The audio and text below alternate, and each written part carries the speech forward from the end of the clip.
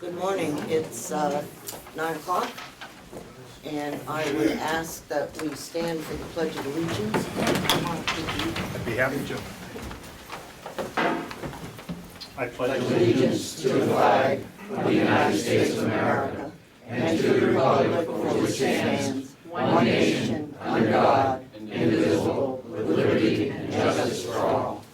Thank you. Would you mind remaining standing, please? I think we all know that December 7th is the day that will live in infamy, and I thought that it would be appropriate that we just have a moment of silence to remember our World War II veterans, so if we could.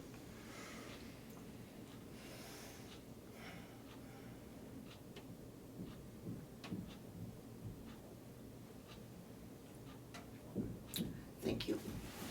Thank you. 74th anniversary.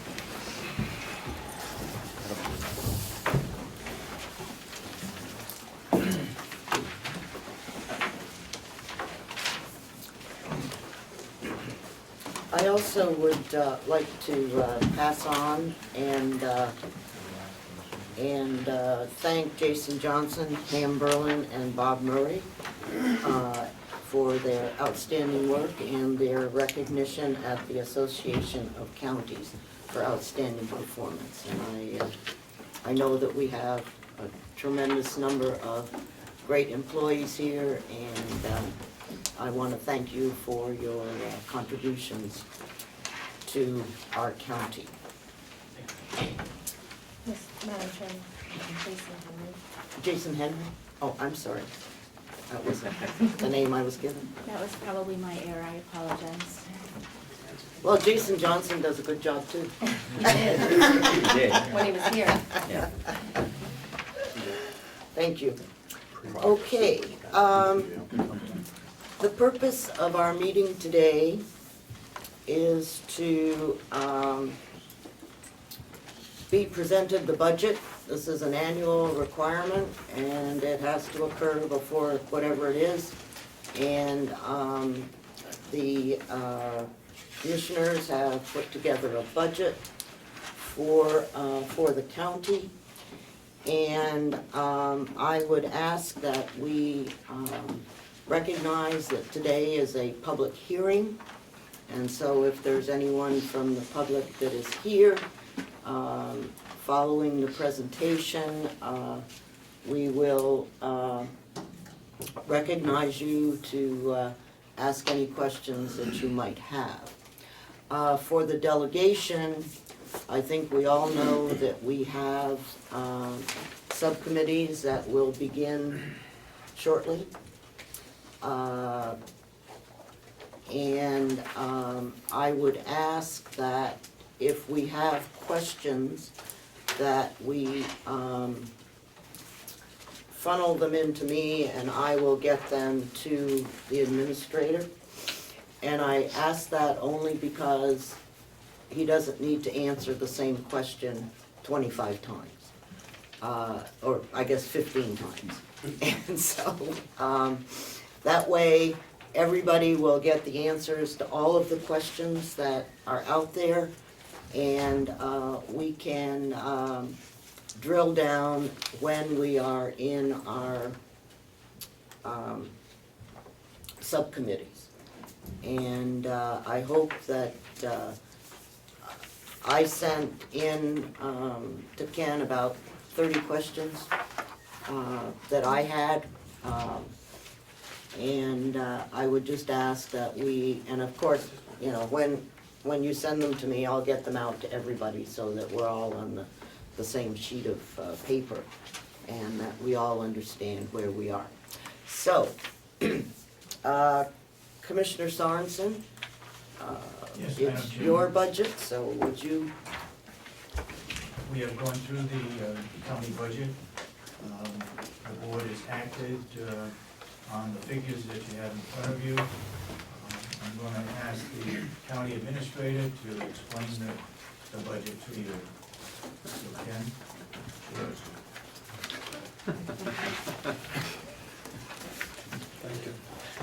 Great, thank you, and Thank you for all being here today. This is my first budget, so I don't know what to expect from you. I look forward to meeting in the subcommittees to really drill down and hopefully have a really good budget. This year's budget, the 2016 budget, is up 4.26% from 2015. Some of the issues I'd like to point out is some of the large increases was the medical insurance is up about 10%. We just got notification that might be a little low, maybe towards 11%. The exact increase won't be available until sometime in March. Non-union raises. The non-union raises for 56 employees, the increase is about $114,000. It's 50 cents January 1st and 50 cents in April 1st. Beginning in April, we will implement a merit-based rate system, which we will present to the department heads. The department heads will give the employee of that department an evaluation to work on. He'll bring it back to the department head with 3 or 4 or 5 goals that they want to set throughout the year. And then in 2017 will be the year that we will implement the wage, the merit-based raises. The BES line, which is also known as the elder care line, that's up about $271,000.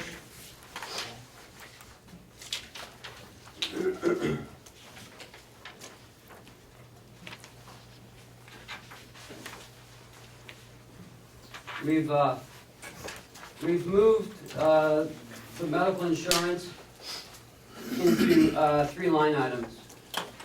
The reason for this is due to HIPAA, the Health Insurance Portability and Accountability Act. You can't have any health identifiable information.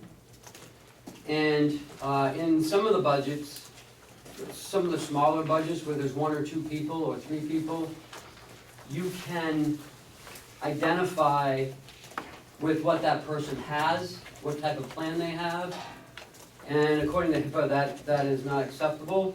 So we moved them into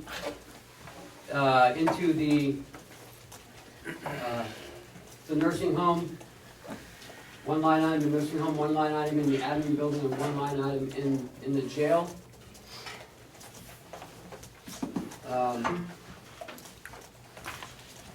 So it's easier to see what the total insurance cost would be.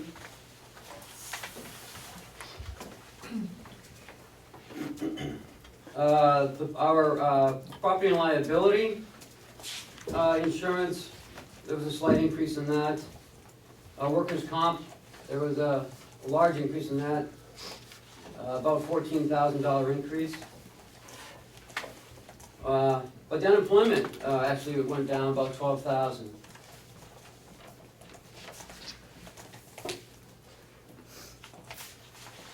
I believe in this summer we'll be going out to bid for our health insurance. Next year we'll be starting up the negotiations in the nursing home for the union wages.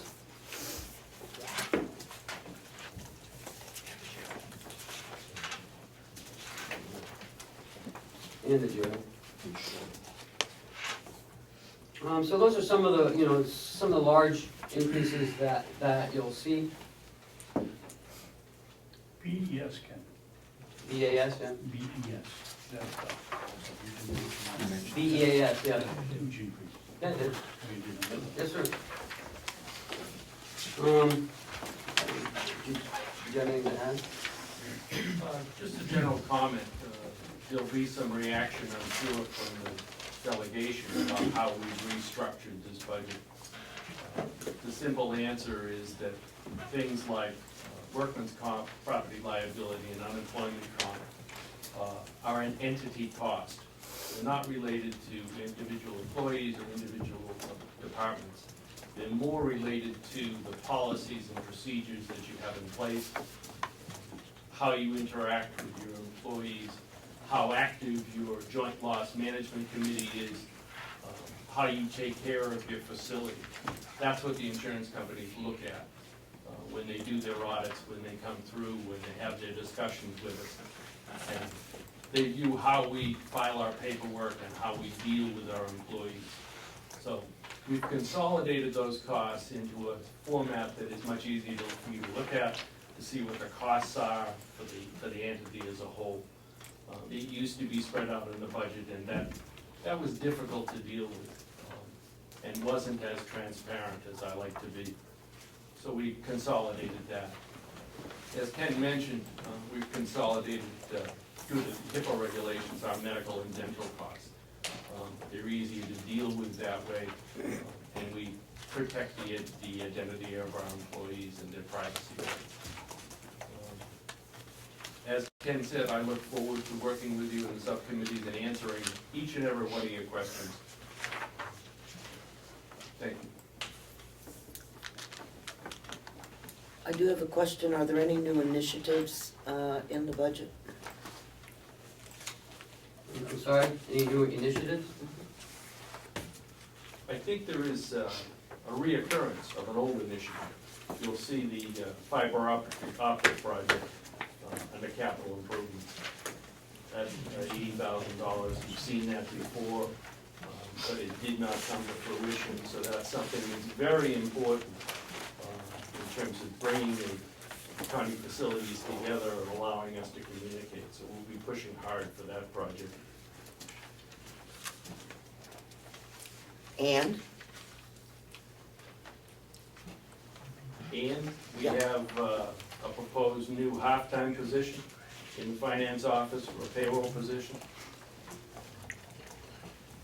Looking at how I spend my time, I think it would be much more productive to have a payroll clerk in place so that I can address some of the major issues that the county has before it.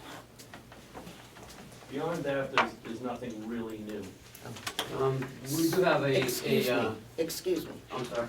So that means that you are not proposing that we put the deeds online. Is that what I'm hearing? Oh, no. Oh, no! So that's not a new initiative? I don't view that as a new initiative. I think that's been in the works for a while, and you've seen it coming. But is there money in the budget for it? Yes. That was not there before? Yes. And how much is that? I think that's probably an issue that's best answered in the subcommittee when you talk directly with the Register of Deeds, and she can give you the background and the detail on that, because she's the one who's most familiar with it. That's a good question. May we have those comments in public, please? I can't hear. I think there's conversation that I can't hear. Okay, so you're saying that the commissioners are unsure of the cost of the initiative to bring the deeds online? No, I didn't Is say that we what were I'm hearing? unsure of the cost.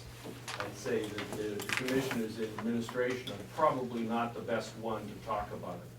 The registrar herself is probably the most versed and the most intelligent about the issue. So do we have a cost? That's what I'm looking for. Yes, we do. Okay, could you tell me what it is? I'll defer to the treasurer. May I speak? Yes? Just tell me how much, that's all I want. If you look at the paper that I gave you this morning, the one-time setup fee is $7,150. And the monthly maintenance fee for the first year is $16,800. Thank you. That's it? We do have a grant in the sheriff's office for $349,000 to upgrade the communications center. And there's also an upgrade at the jail for some cameras.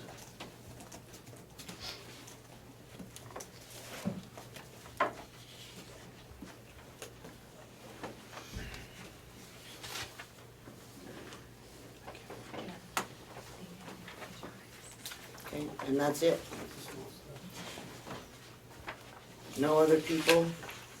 We do have a proposal for a half-time person in the commission, in the finance office. It'll be a half-time payroll coordinator. This person will work every other week, putting all the payroll together. And in the off week, this person will work up in HR on updating the Chrono system and the ACS system as well. What about the jail? I don't believe, there is a new proposal in the jail. Madam Chair, I'm sorry, it's my first time. And That's I- okay, and that's okay, I'm not sure what you're looking for, so, I know, but the commissioners are, so go ahead. What's Okay. going on in the jail? okay. The superintendent has proposed a position, a drug and alcohol counselor and late act counselor and a mental health counselor. This will all be rolled into one, and it'll help with some of the drug issues that are going on in the county.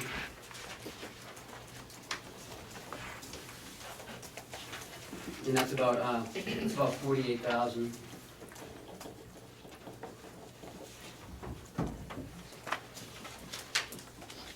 Okay, so that's it. Everything else is basically the same. No changes.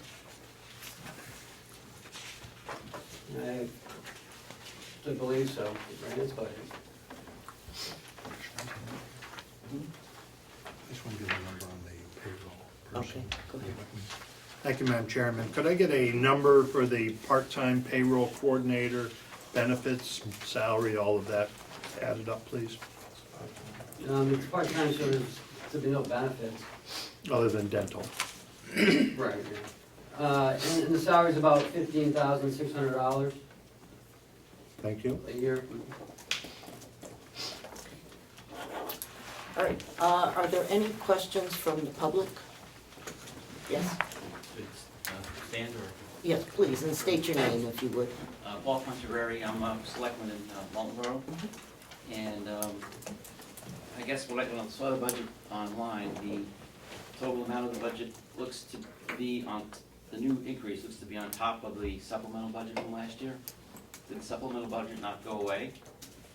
I guess that's one question. The second is, it cost taxpayers in Waltonboro 22% of that supplemental budget last year, well, this year I should say, and it was about $530,000. The additional $840,000 that's being proposed will cost our taxpayers another $213,000. So over 2 years, that's $750,000 that we're paying additional taxes. And we'd really like to know why, where is that $4 million gap?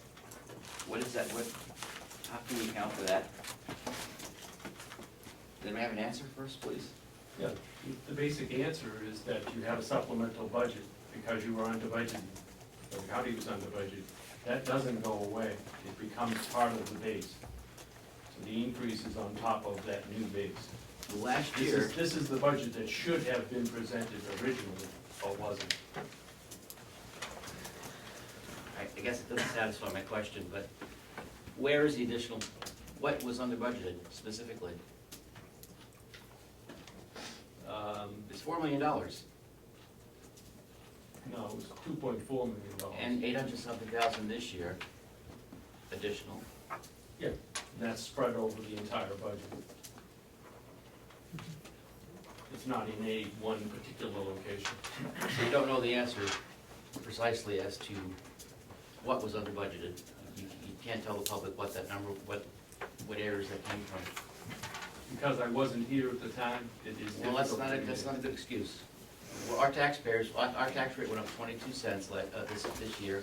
It's gonna go up an additional, I don't know, whatever it is next, another 10 or 11 cents. That's okay. While our town tax rate and the school tax rate went down. And we're working hard to do that, but you can't give us an explanation as to why it's going up. And I think I'd like to see that our taxpayers would like to see that as you go to this budget process this year, especially for the delegation. Thank you. That's a legitimate question, and we'll prepare that for you. Representative Teichers has a question. Are there any other questions from the public? Yes, state your name, please. Yeah, Joe Conley on West Point Road, also from Walton Road. Not so much on the appropriations side as much as the revenue side, because it's all part of a budget package. The MS-46 I'm staring at that I took off your website, shows last year's, estimate of 42.3 million. And then the actual was 27 million in revenue that came in. You're proposing 12.5 million now. So when you roll up the taxes, we're gonna have to pay 21.97% on molten roll. How did you come up with, how did you miss $42 million when 2010 was just under $10 million, 2011 was $10 million. It's been historically from $10 to $12 million every year. $42 million, and you pull in $27 million, and this year you're saying you're gonna pull in $12 million. So not only the appropriation side that Paul has commented on, take a look at your revenue side as well. Is in fact that $12 million you think you're gonna pull in accurate? Where the hell did you come up with that $42 million to begin with? Thank you for your time.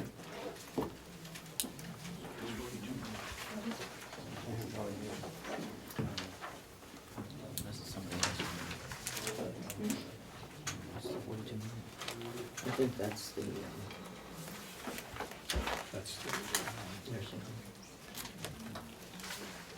do we have a comment to that? I'm sure, I don't know, I don't know what 42 million you're referring to. I'm referring off your database, 2010 right through 2015, 16, the proposed MS-46 you're gonna have to present to the New Hampshire DRA Commissioner.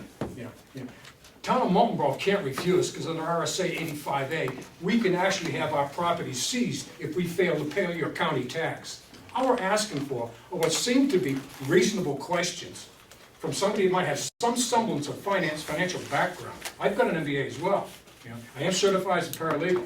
I'm only complaining as a citizen. I've had the property since the 70s. I'm retired. I have my own fixed income. I have other things going on. But when you have a county in the state of New Hampshire that publishes numbers like that, and by the way, it's off your website. I can go in New Hampshire DRA and make sure it's correct, which I have done. We've even corrected New Hampshire MA some of their stuff. But the point I'm trying to make is, not calm down a little bit, is, our town, we get probably, correct me if I'm wrong, almost nada from the county. We've got our own police department, we've got our own fire department, and what I'm suggesting, there is a high degree of emotion in our town. But pulling off, it's 21.97% according to your numbers, of our contribution to your budget. Out of what, 10 towns in this county? 18, I'm sorry, it's 18, there are 10 counties in the state, right? So all we're suggesting is, could we, maybe a subcommittee with some people from the public that might be willing to come in and work with them as well. Subcommittees seem to, and we don't have to work with RSA 91A either, as we all know, it's a work group. So if that were the case, especially those communities that in fact are heavy contributors to your budget, might be willing to volunteer, even some retirees might want to come in and help. I'm not taking a shot at you folks, I'm just saying it is a complicated issue, especially newbies. But, we're not too concerned with any type of scenarios between the county and the delegation. We are concerned about our pocketbooks. Thank you for your time. Thank you. Are there any further comments from the public? Hello, one of the things I did, the other day was review the, audio recording of the last commission meeting. And there they were talking about, the 2014 audit and how, apparently the auditor would like to. We're talking about the budget, I understand that. okay? So let's talk about the budget. I'm wondering if, in this next budget, you're gonna appropriate money for fixing up the, 2014 budget, or for drilling down deeper to the 2014 audit. And I'm also wondering if all that 2014 audit work can be complete by the time you go out to bond for the town.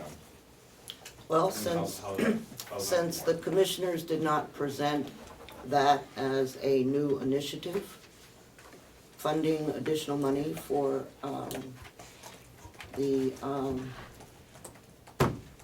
forensic audit, I would say that it's probably not in there.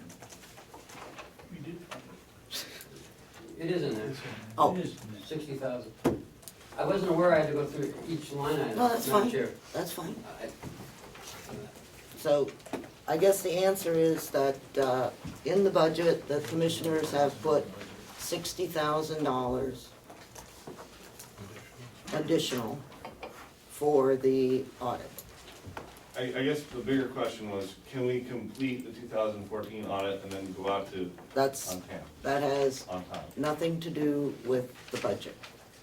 That is, I think, if you look at the agenda, we're gonna talk about the 14 audit status a little bit later on, Okay, great, thank you. okay?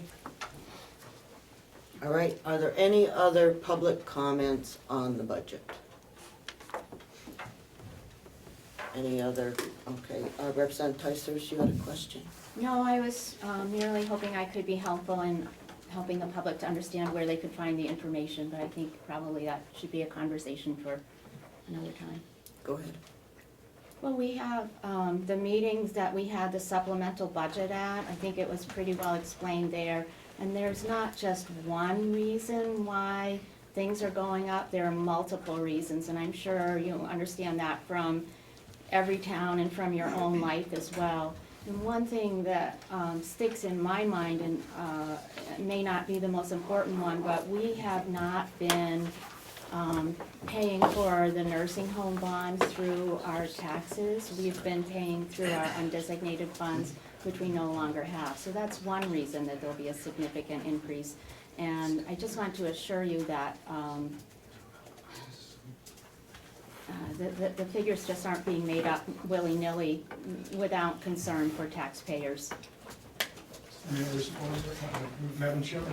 It's not an issue with some of us in Baltimore, no question whatsoever. And we support actually the reformation, if you will, that's going on in the county, no qualms whatsoever.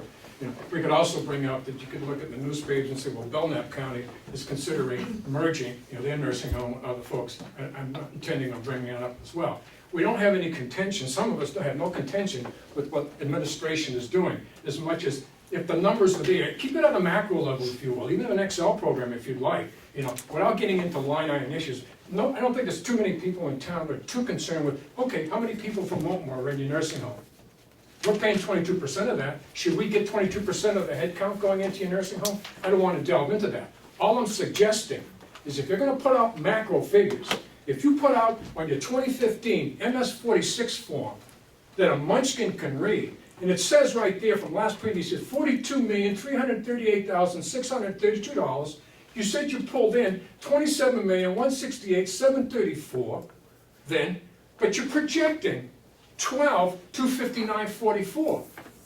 42, you pulled in half of that, Now you're saying the next year, this coming year, is half of that.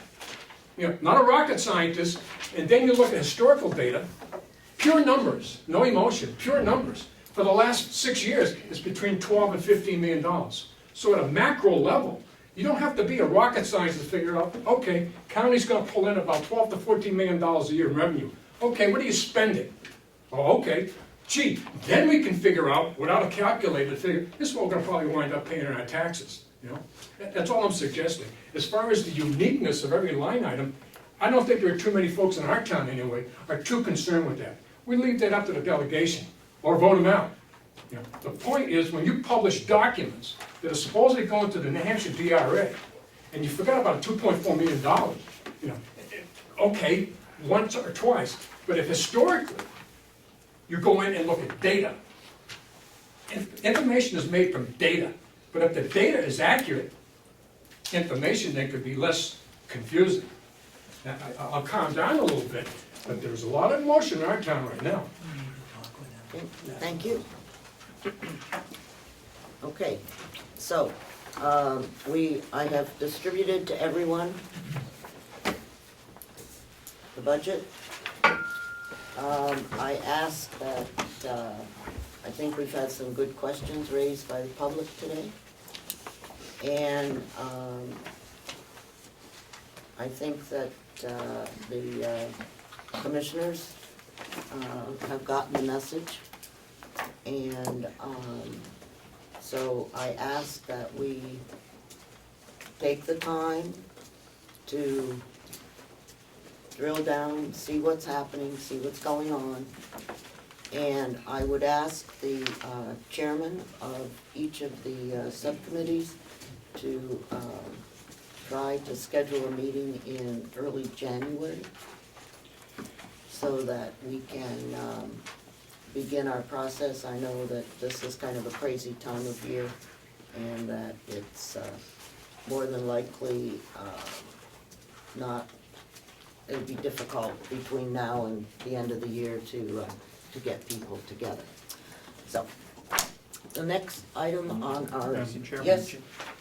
Go ahead. Could I ask commissioners a question You may. related to this? Commissioner Sorensen, the towns that I've been involved with and speaking with have worked very hard to keep their budgets within 2.2% over where they were last year. Town of Freedom and others have gone to a healthcare initiative that are going to save them tens of thousands of dollars going forward. The administrator told us that 4.5% is what he's showing as an increase in the budget from last year. And when I did my quick math, it showed me somewhere in the neighborhood of 9%. And I've seen in type 7.5%. Could you just relay to me the struggle or the work that the commissioners did and why you feel, did you mine into this and get us down to 4.5%? Or is 4.5% as presented to us what you feel is a good number? I think it's a good number. That's a good number. Okay. Thank you, Madam Chair. I'm just wondering, I know you had sent, as you had indicated previously, a number of questions, and I had submitted a few questions. And I think the administration touched on the restructuring of the budget, but I think that there were some things in relation to departments grouped into DPW. If we were gonna break into subcommittees, I'm just wondering if we could get some of those questions resolved for aid in doing our subcommittee work as well, and if that could be done by early January. So, if I'm not mistaken, Representative McConkey is head of the DPW subcommittee, is that correct? Yes, I am. And so I believe that he will work on that. If I could respond to the I think your point is well taken, and I will submit those questions a second time today, and I would hope that we would have those answers well ahead of Christmas, I would hope, because I agree, the taxpayers need to know quickly where this budget's going to be, and we should have that information ahead of time. If I could just follow quickly, just in relation to the medical and dental insurance, the administration referred to the requirement under HIPAA laws, and I was wondering where they got that opinion, because I worked at a large medical center and dealt with HIPAA laws for a dozen years, and according to the information I looked up on the U.S. Health and Human Services side, that does not apply to employers. So I'm just wondering where they got their information and the necessity to group the medical and dental insurance. Yeah, I think the answer is very simple. Over the course of the last 10 or 12 years that we've been dealing closely with HIPAA, I've had legal opinions through conferences. I'd be glad to see those, because from what I determined, I don't see that, and I've never heard that, so I would be glad to see those. Thank you. As an industry-wide response to the HIPAA laws, we've been counseled not to reveal any information. I'd be glad to see that when it applies to employers and who is covered by insurance. So, thank you very much. Okay, the next item on the agenda is the approval of the minutes of October 19th. Madam Chair, just a point of order, would you mind closing the vote? Oh, yes, thank you. Yep, thank you. Close the public hearing at 9:40. Thank you, I didn't open the public hearing either, but that's okay. I did state that we had a public hearing. Informally, yes. So we opened the public hearing about 9:05. Okay. Could I have a motion to approve the minutes of October 19th, please? So moved. Second. Second, okay, are there any corrections? Yes, Representative Booker. Thank you, Madam Chairman. When Commissioner Beardmore was here, I asked him a question about the $24 million misstatement of liabilities and fund equities. And Kate DeVasto responded that it was due to improper inclusion of proprietary funds in the general fund balance. And then the chairman allowed 3 or 4 follow-up questions. There was a whole discussion that went on, and the conclusion that the misstatement inflated the balance of the general fund. None of that, not a word of that is in the minutes, so I cannot support approving the minutes as they are. Can you provide us, Representative Bucco did provide those okay, shortly after I submitted the minutes out to the delegation, so I'd be happy if if the you board's would, agreeable to include. well, why don't you, Comments? yeah, why don't you have his comments with you? No, I do Do not. Sorry. I? Do I? Oh, I know.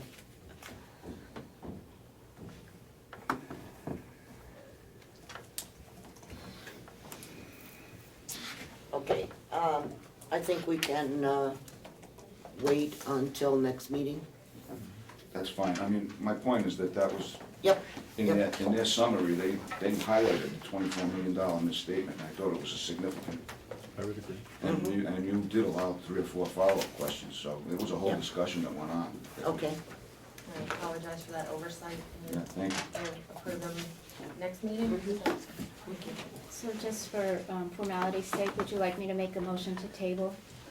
well, I don't, why don't we, I guess we can table them, because, yes. Because the motion was made to approve, so it would be in order to have a motion to table. Okay. All those in favor of tabling the minutes at this time? Aye. Opposed? Thank you, Representative Ticehurst. Okay, the next item on the agenda is the forensic audit status. Commissioner? You want to answer that? That it was put out for bid? nothing has been done specifically about the forensic audit yet, because we were waiting for two things to happen. One is to bring the 2014 audit to completion, and the second is to get the 2015 audit out to bid and received. At that point, then we would proceed in developing a set of specifications, because at that time, we'd know more directly what it is we need to include in those specifications. So that the answer to your question is we haven't done anything specific about the forensic audit at this point. We're waiting. What's the target date?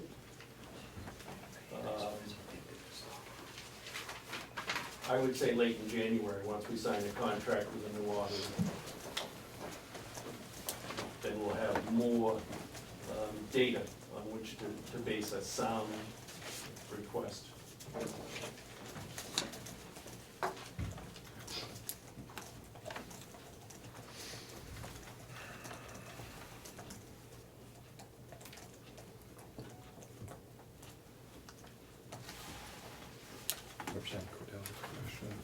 Representative Cordelli? Thank you, Madam Chair. I think that in terms of the scope of the audit, the delegation provided a extensive list of things that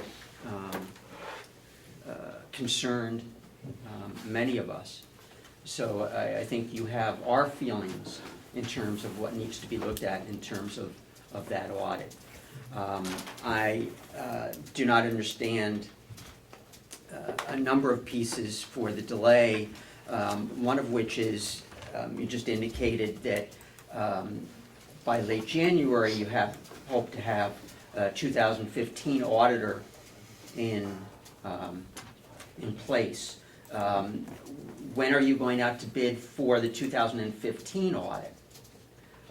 It would be one question, and the follow-up to that is, what does the 2015 audit have to do with the other audit we are talking about? So those two questions, I guess. The first question is answered by saying that the audit for 2015 is already out. Went out December 1st and will be due in January 4th. I hope to have an award in place by the 18th and a signed contract by the 25th of January.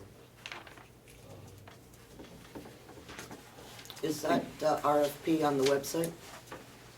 So I can look at it? No, it isn't yet.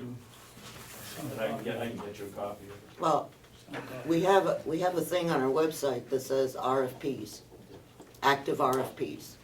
And one would think that I should be able to go there and find any active RFP. Okay, we'll post that. I think, I think the purpose of that line is so that even though, that anybody in wherever can look at what RFPs are active, what the closing dates are, and bid on them. So I hope that our RFPs get on the website.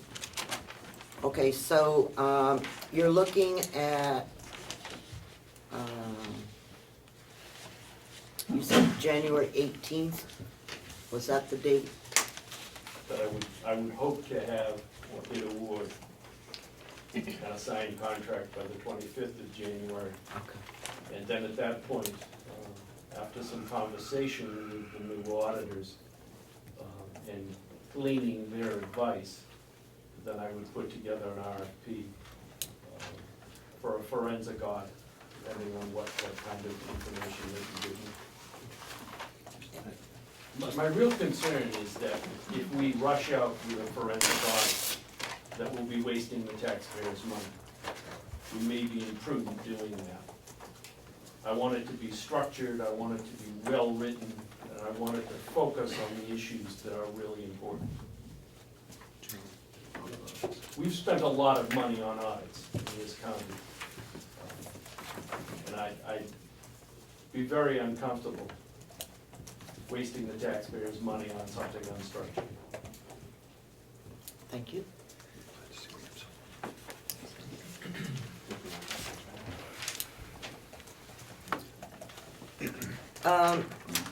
Bucco had a question. Oh, yeah, okay.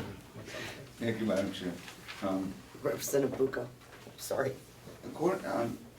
In listening to the recording of the commissioners' meeting, the current auditor, I guess the current auditor says that he cannot sign off on the audit that he's working on. What year is that for? 2014. And so, is that gonna be incomplete, or with a note that he intended to put in there that he couldn't finish it? That's still under negotiation. Blank check. Representative McCarthy? Oh, were you finished? Well, I guess I wanted to ask, how are we following up on that? I mean, we're just giving him a blank check to go into whatever areas that I mean, it's very vague now. The simple answer to that is we're not giving him a blank check. He has made a proposal that he would like to delve deeper into the 2014 audit and answer some of these questions. My response to that is I think it would be inappropriate to have the auditor who's done the last 4 or 5 years be the auditor who does this delving. Imagine that. Thank you. Representative McCarthy?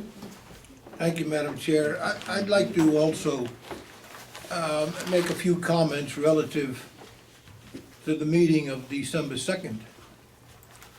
I watched that, and of course there wasn't, I didn't see any citizens there, but there was a lot of misinformation going around, and there was nobody there to rebut it.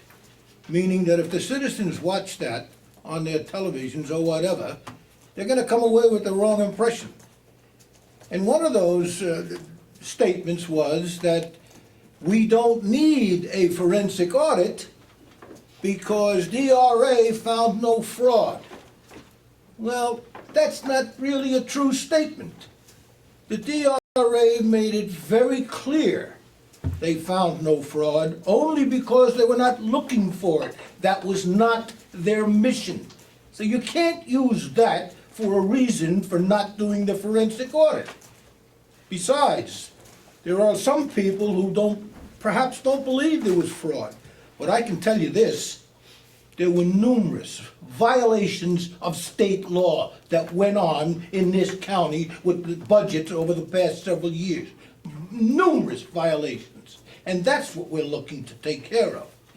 And there's one other thing. The people in a municipality, a city, place like Conway, they're called the legislative body of the town. Nothing gets done with a budget unless the legislative body says yes. Well, if you look at RSA 2414-1A, it states this: an appropriation in this chapter means an amount of money authorized for a specified purpose by the legislative body. The delegation in a county takes the place of the citizens. In a town, the citizens get the vote. In the county, they don't. We vote for them. So remember that. You're not just against the delegation, you're against the people. Any, Mr. Robichaud? Representative McCarthy, Please direct comments to the chair. I'm sorry. Madam Chair, I don't know where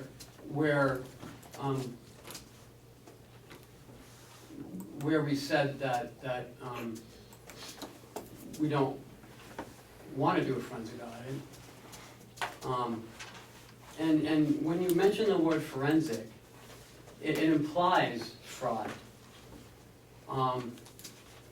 And if you feel that no fraud has gone on, but violations of the RSAs or of the law, then that's something different. Forensic means fraud, and I'm just worried that, you know, that maybe, you know, we're thinking of the wrong term here.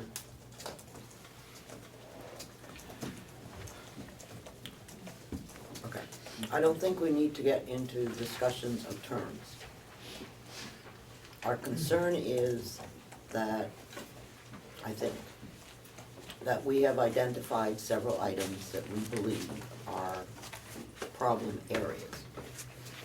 I don't necessarily know whether we know or we don't know that there was any fraud involved. We don't know that, okay? And I believe that that was discussed at length with the auditor.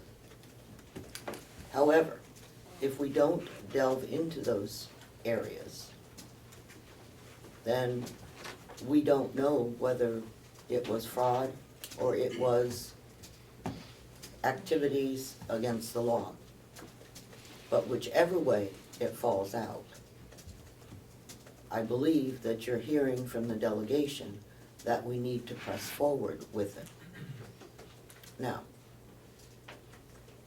the issues that we have discussed have nothing to do, the issues that we have submitted are generally items that occurred in 14 and prior. Now, they're not things that have occurred in 15, to the best of my knowledge anyhow. These were all prior to 14. I may be wrong on one or two of them, but the majority, the vast majority, had nothing to do with anything in 14. My concern is that if we can highlight, you know, I guess at least from my perspective, and maybe other people have different views on this, but the things that to me are the most important are what happened to the 1.3 million for the nursing home, okay? What happened to the quote-unquote unexpended balance? You know, we were told one thing, the next thing we knew, it disappeared. And so, to me, those are what I would consider to be the top two issues. And neither of those issues have anything to do with 14. We found out after the 13 audit that that's when it all disappeared.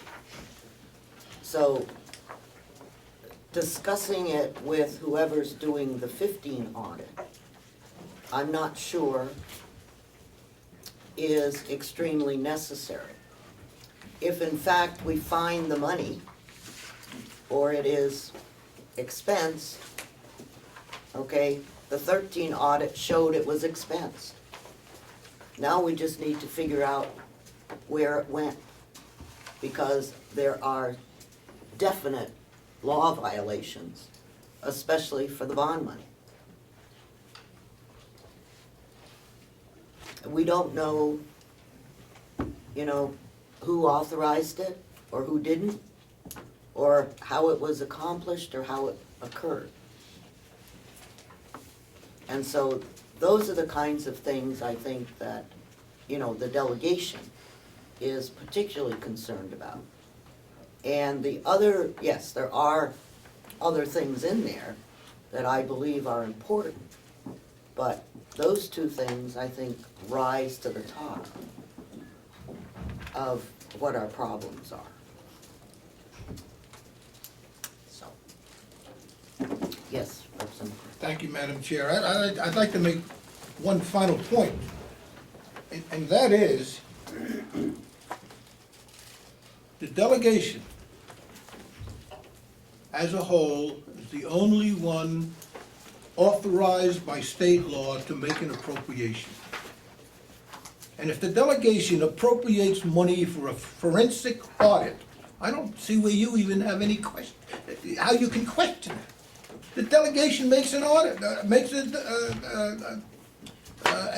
appropriation for an audit. And we have the power. The only people in this room that have that authority is the delegation.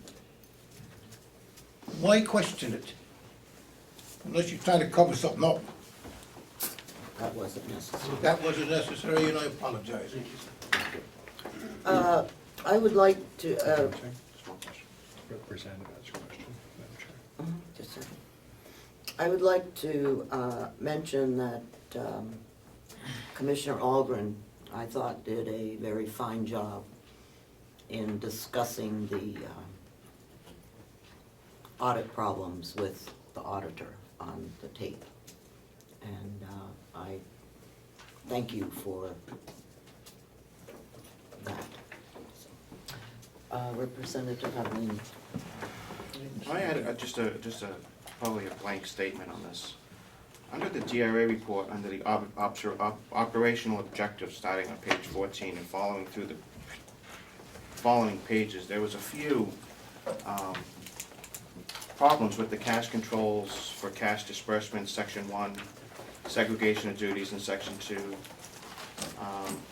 I think everybody in this room should reread them, because to me it sounds like, you know, not having receipts for disbursements, approving purchases, and then not verifying where they came in or if we have receipts for them. To me, fosters, you know, sometimes people might not say they went somewhere and then, you know, didn't go and put in for a disbursement. I think that would probably be a good place to start looking as well for the audit process, because if we're paying people out money for nothing, because I know in a business point of view, if we have undocumented deductions and we get audited, I'm pretty sure that's a little different than what's going on here. Thank you. Okay, can we get an update as to the status of the 14 audit? We have a draft, as is customary, from the auditor. Once we received that draft, we reviewed it, found some components in it that we disagreed with. For instance, the inclusion of Hale's location, which the commissioners are selectmen for. And I immediately keyed on that and said that doesn't belong in our financial statements. We don't collect revenue from the residents of Hale's location. So one of the negotiation points is to back that out.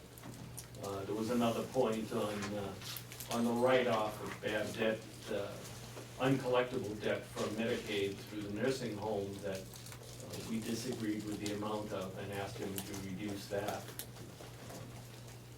Beyond that, we're at a point where the auditor has indicated that because of what he's heard in the press and heard on the street, that there is a need for a forensic audit. He does not feel capable at this point of signing off on this audit. I understand his position and where he's coming from on that, so that our current feeling is that we may have to accept what he's done to date as a draft audit, allow him to include his statement that he cannot proceed any farther, and then accept what he's given us. The net effect of that would be to cut off the bleeding, if you will, and stop payment on any further action on this audit, and then move on to the 2015 audit.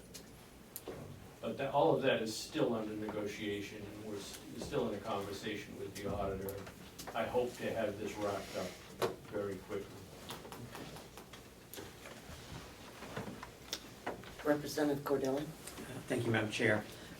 I think we're getting mixed up a little bit in what we're discussing here. It's my understanding that this auditor is doing financial statements and an audit of those financial statements. Is that correct?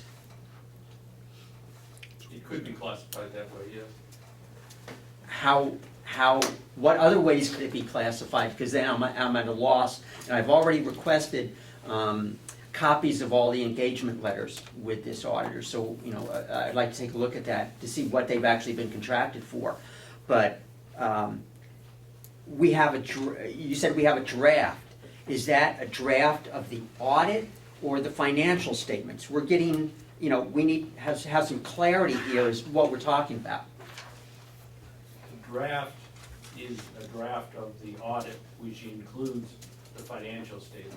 In a normal audit situation, financial statements would not be included as part of the project. That would be something that the finance office would create, and then the auditor would audit them. Apparently, prior to my getting here, that's not the way it was done.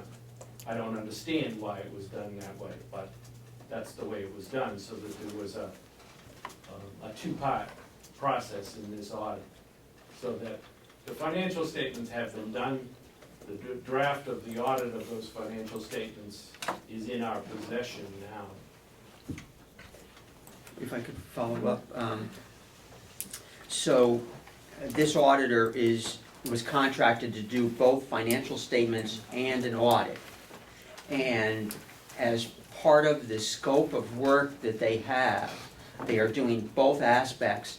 But, and I thought that there was some discussion that there were separate divisions within their company, and that's why they were able to do both the financial statements and an audit of those financial statements. Now I'm sort of getting the impression that there is no division, and they are producing financial statements and audits that are combined, and I'm just at a loss for what's actually going on here and what they're doing.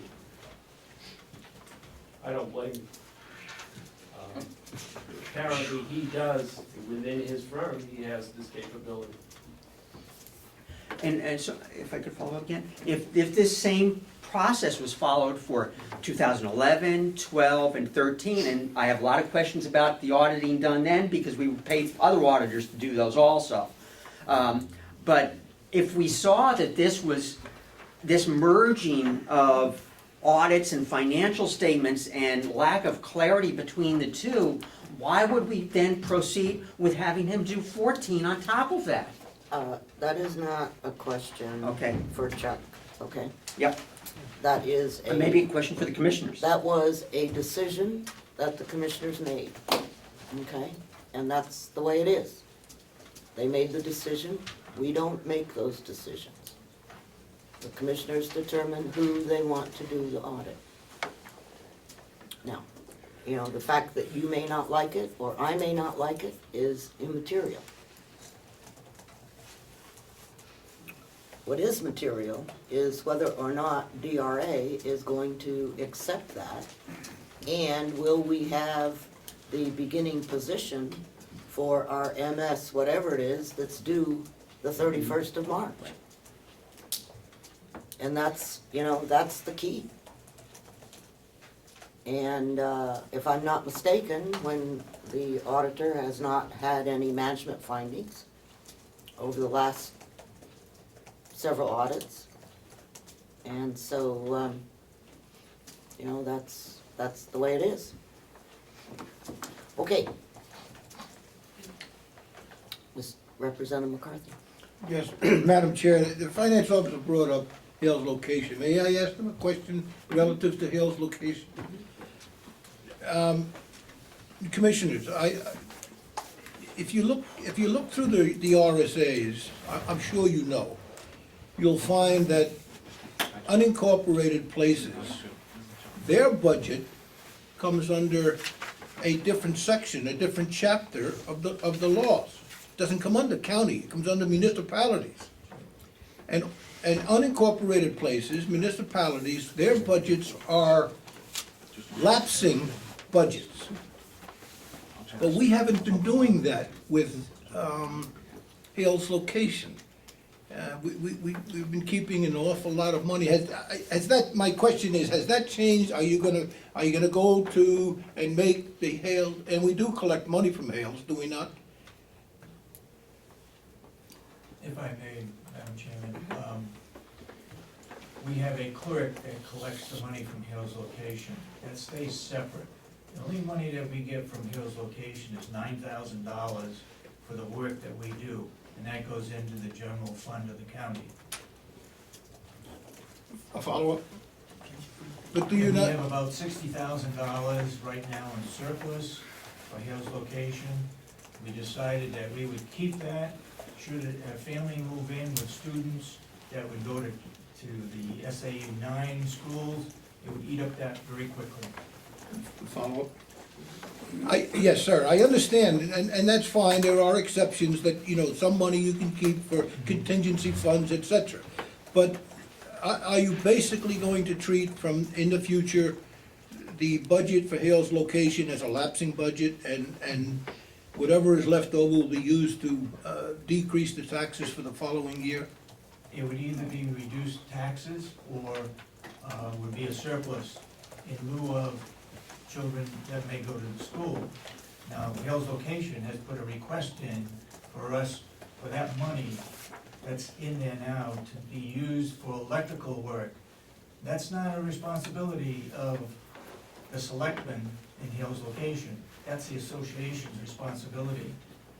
I suggested to the rest of the board that that $60,000 either be used to reduce taxes or to be kept in lieu of students coming in so that we don't have a peak or have to go for a supplemental budget with Hill's location. Thank you very Is much. that right? Representative McConkey? Thank you. For the commissioner, I was somewhat concerned listening to, I was very concerned listening to the conversation with the auditor last week. And listening to the treasurer today, financial officer. And the term, using financial statements again in the term audit. It was very, very clear that we had problems in the past with financial statements and not doing audit. So I'm confused where we are on that. When I listened to his conversation, and one of his concerns about his 2014 audit is that he had noticed that the delegation had great concerns and had put together an amount of funds for a forensic audit, and I would agree with the gentleman that perhaps we don't use the same person to do that. That's wonderful to hear. But he brought up a point that while he wasn't looking for that, and now that he became aware very late in the process that the delegation was looking for that he would have applied a whole different set of testing, means testing, to the documents that he was working with. So I guess my first question for you is, the financial statements that they're using for the audit, are those strictly the numbers, once again, that our business office gave to the auditor to work with? Right. So similar as we did the years before, which turned out to be an issue. You have a statement, you have a draft agreement now of your 2014 audit that you're going to decide whether you're going to move forward with or thank them and pay. We've already paid. We've paid. In that document, is this the second side of that, and that there's an audit included in here, and that there are statements in there that address corrections, errors, or omissions as we'd normally have in an audit? Or is 2014 looking a lot like 2013, 12, and 10? Yes. I'm sure the commissioner has the answer to that. Go ahead.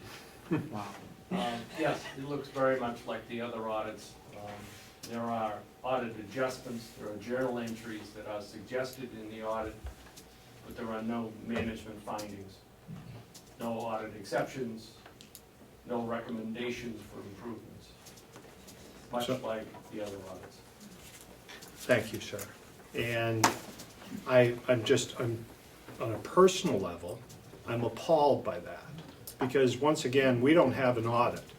Homeowners associations, everything else I'm involved with goes to that detail. And we're doing the same thing, paying a premium for something we had before. I'm not fine with that. When, if I could, sir, because apparently questions get funneled to you. Will that, because it looks like we're going to accept that.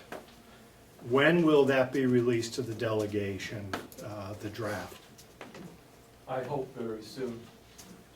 I can't be specific on when those negotiations will end. They're ongoing. I hope that happens very quickly. Is it possible for that to be released now at this point to the delegation? The draft? Once we accept it, then it can be released. Well, I apologize, because I thought when I listened to the recording that you had already accepted it. We have accepted previous years. This year has not been accepted. I won't recommend accepting this audit until the changes are made in it. Hale's location is taken out, and a couple of other minor points, like the debt, the retirement. Once those are audited, then I can recommend that the commissioners accept that audit as it is. Thank you. In your brief review of that, did they find that $1.3 million we're missing? There was discussion about what happened to that money. That satisfies my curiosity and makes sense to me. It isn't spelled out in the audit. That was a side conversation. Thank you, sir. So, They're not telling us at this point. Madam Chair, may we have the comments and conversation in public, please? If I could, to satisfy the representative, and I apologize. The good representative asked me, then where is the $1.3 million? When the question wasn't answered, and I told him, apparently we don't know. Representative Cordell? Thank you. I just wanted to clarify something I thought I heard from about the 2011, 12, 13 audits. It's my understanding that there are 4 types of opinions that can be issued as a result of an audit of financial statements. What is hoped for is an unqualified or clean opinion. Did I hear that the audit reports for those years from this company did not include an opinion or gave us other than an unqualified or clean opinion? They gave us a clean. My understanding is that they did not give us an unqualified opinion, that they gave us a qualified opinion at that time. Okay, so all of those years had a qualified opinion, not an unqualified opinion. I'd have to look at the audit to answer that. Are those audits on the county website? Yes. I believe so. Okay, thank you. Representative Crawford? Thank you, Madam Chair. I just had a question, I don't know if it's to the chair or to the commissioner. In reviewing the film, there was a concern about going for the TAN for next year. Is if we can't receive a clean audit or a financial statement for 2014, is that going to affect the TAN, or are we looking at 2015? We will discuss that when we talk about TANs. It's not on the agenda, Okay. but it's under other business, Okay. okay? So we'll focus on that at that time. Thank you very much. Okay, funding transfers. I think I sent out to everyone what the executive committee funding transfer procedures would be. And we're having a meeting of this group after the delegation meeting, because we have 3 funding transfers to approve. Or maybe I didn't send it out to everybody, but here it is, if I didn't. County administrator shall forward all interdepartmental funding transfer requests over $1,000 to the chairman. County administrator shall forward all interdepartmental, okay, there are 2 categories here. Funding transfers, request chairman. The chairman will distribute this to the other members of the executive committee. Once each month, the executive committee will meet to determine whether or not to approve the transfers. 3 members of the executive committee will constitute a quorum. Executive committee members will be paid mileage for attendance at the meetings that do not coincide with delegation meetings. Every effort will be made to have the executive committee meetings coincide with delegation meetings, and the executive committee may meet in Concord on house session days or whenever a minimum of 3 members are available. And of course, if we do that, I will post it here. So that's basically how we're going to operate. And if you'd like to see us operate, there are 3 of us here, 4 of us here, I think. 1, 2, 4. There are 4 of us here, and we will be meeting as soon as the delegation concludes. Over the past time, we have in fact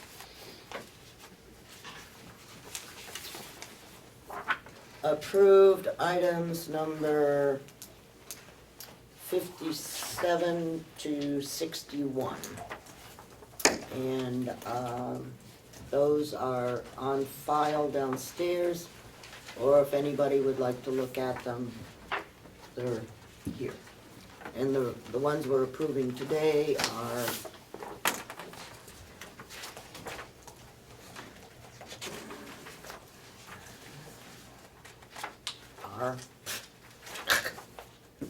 65, 67, 62, okay? The fact that the numbers aren't in order are because of whatever. Madam Chair, I have 3 more to add to that. Okay, fine. So all the numbers will be in order. Yep, well, that's what we're here for. I'm sorry I didn't receive those earlier. We knew you were coming in, so we. That's not an excuse. Oh, okay. We need to have an opportunity to look at them so that we don't have to spend 3 hours here approving 3 Okay. things. And there are other people in the delegation that like to see what those requests are prior to our meeting, so It won't happen again. thank you. Representative McCarthy. Yes, thank you, Madam Chair. When you read out the regulations you come up with for the executive committee, I have a question. Will minutes be taken? Surely, Okay. That's- very, 91A will be satisfied. very minor minutes, but there will be minutes of who attended, when we met, and our actions. The reason I ask is because when I watched the film of the December the 2nd meeting, it was stated that minutes would not be taken. Well, And, I it was a can't- question about 91A. I can't help what the commissioners I thought, understand. okay? But the people get the wrong impression when they watch it. I am not here to fight with the commissioners, okay? If they're putting out bad information, I assume they will correct it. But it's not my job to worry about what they have to say. My job is to worry about what we have to say. Okay? All right, Madam Chair? yes, Thank you.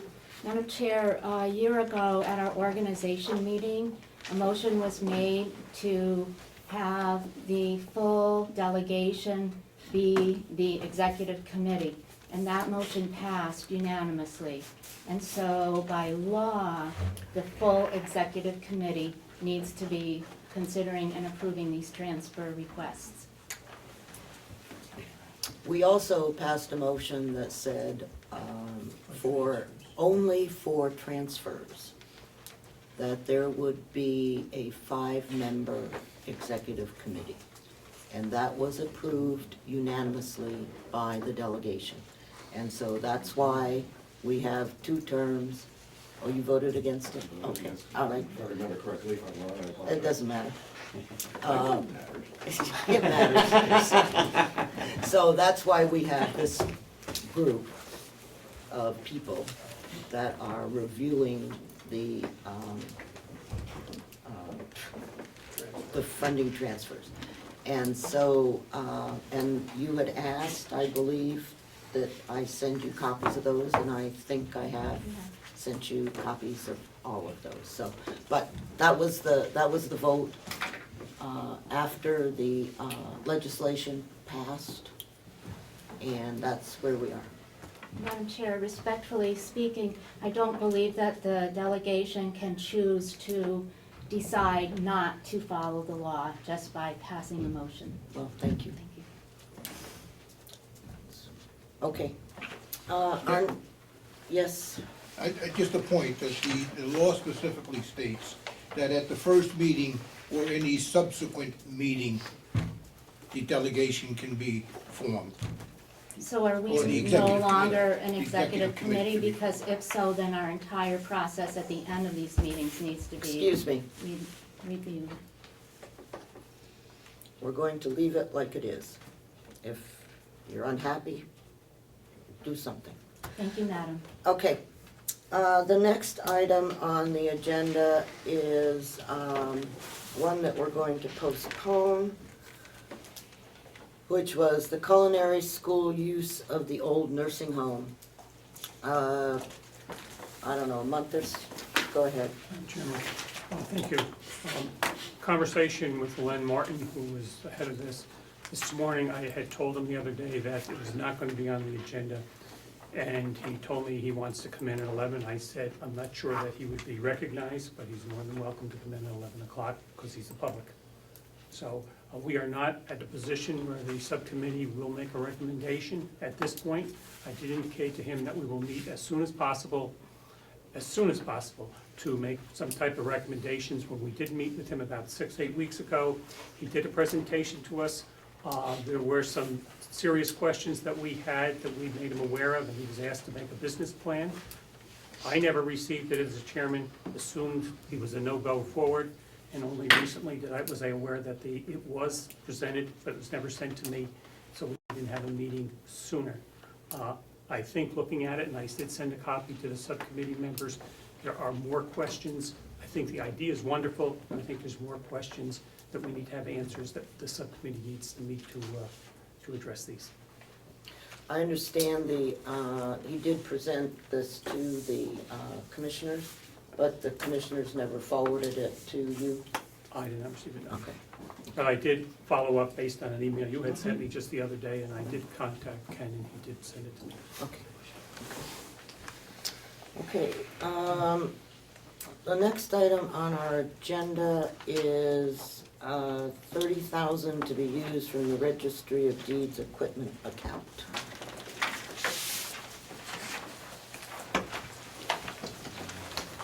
Madam Chair, it's come to my attention that this should be approved by the commissioners prior to presenting this to the delegation. Oh, so it hasn't been approved by the commissioners? We will be discussing it on Wednesday. Okay, fine. Let's So- postpone that till. All right, out of here. Registry of Deeds online. Thank you, Madam Chair. I passed around a memo to everyone in the delegation here, commissioners.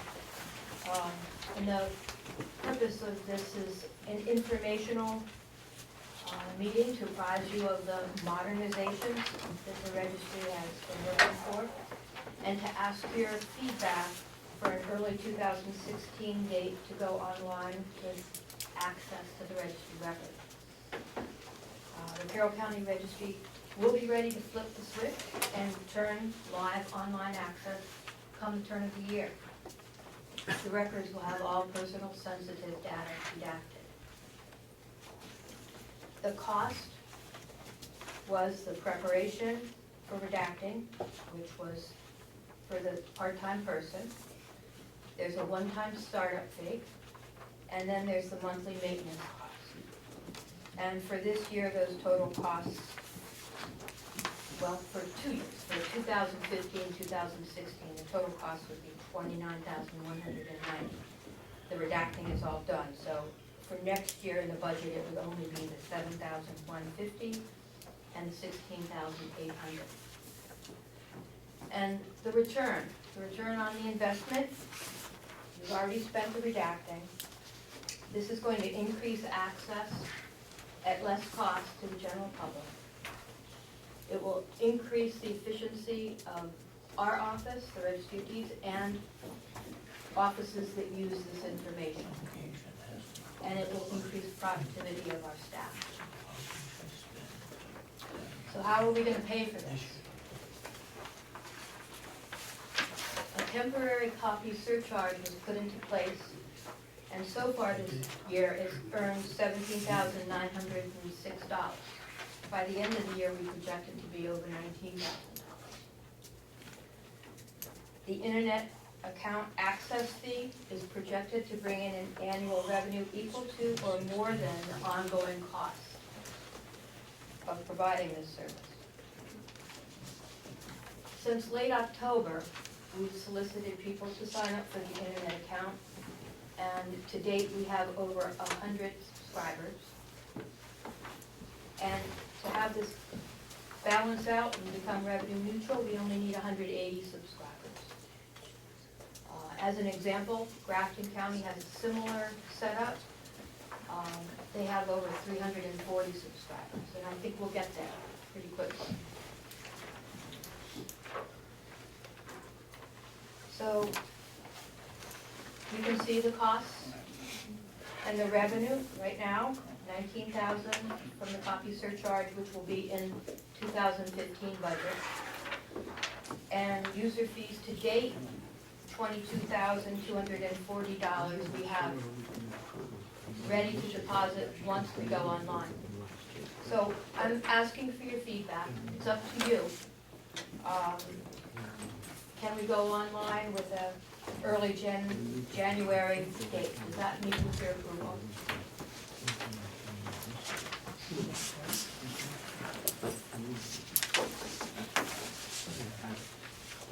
Yes. Representative Evelyn. Ms. Scott, now that people are gonna be online, is the copy surcharge is gonna be less than what we've been bringing in? Because they don't have to come up and make copies of everything and then leave? The copy surcharge was a temporary surcharge. I propose that at the end of this year that end. Reason being that the people who are paying this annual fee will be much more likely to purchase copies over the internet if it's back to the same fee that it was prior to paying for this service. So I propose that we go back to the $1 a page copy fee and the $5 for plans copy fee. I think it will promote more people purchasing copies, clean copies online at their offices. And thus it will pay for more of our costs. Yes, go ahead. So if somebody subscribes, they're not gonna be able to freely print off copies off their screen or take screenshots and present them? What the internet account user fee pays for is you have the ability in your office or in your home to print a clean copy. What you're gonna be viewing on screen, whether or not you have an account or not, anyone will be able to view. It will be the document with the watermark underneath it. And anyone can do a screenshot. That's not something that's controllable. Okay. But most professionals would not want to have a screenshot in their file. And they will spend, if it's inexpensive, which the regular cost in-house is $1 a page, I think it will promote people to purchase and have those clean copies right from their office. Go ahead.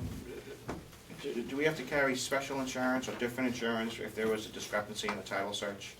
And it was, a file was misplaced, document was misread or filed or anything like that? I'm not sure I understand the question. Do we as a county have to have separate? Yeah, now that we're going online, if there was a document that was, missed, put in the wrong file, unable to be searched, something like that, and was missed and came back to, I don't think we do. I've not heard of that from any other county, and if somebody calls up on the phone, we're gonna fix it for them. Okay. There isn't any kind of question or problem. just making sure. Representative Nelson. Thank you, Madam Chairman. A follow-up on that, I think where he's heading is if something was not redacted properly, and that information was out there, social security number or something, is the county liable? And what will happen? Well, we have gone through and redacted, we've redacted almost over 18,000 items of personal information from documents, all the way back to 1840. If by some chance we missed something, we have a form, it's all ready to go, it'll be available on the internet. Just somebody needs to either call us and fill out that form, or fill out that form and email it to us, and we'll get right on it. We'll redact it. So I have to look online to make sure that the information you're giving is not something I do not want to go out to the public. I have to double check you. You shouldn't have to, we have double checked ourselves. I've had the staff double check and triple check everything that they've done. I'm not saying that you shouldn't. Representative Cordelli. Thank you, Madam Chair. Thank you. Could you just go over briefly what, from this document, how that translates to your 2016 budget in terms of expenses and revenue? For instance, under... Excuse me, I believe that that's something. that- Okay, for the subcommittee? For the Yes, subcommittee. okay. Okay. Maybe just this one question then. On your document here, under revenue, the user fees, is that what you were also describing as the subscription costs? Okay. That pays for the staff to send out the accounts, the bills, to pay for the copy costs.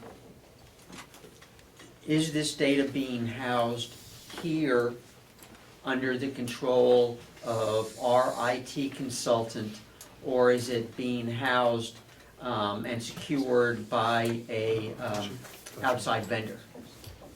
It's being housed currently here under our control, but not under our IT. It's being housed and controlled here under the control of our vendor, Fiddler Technologies.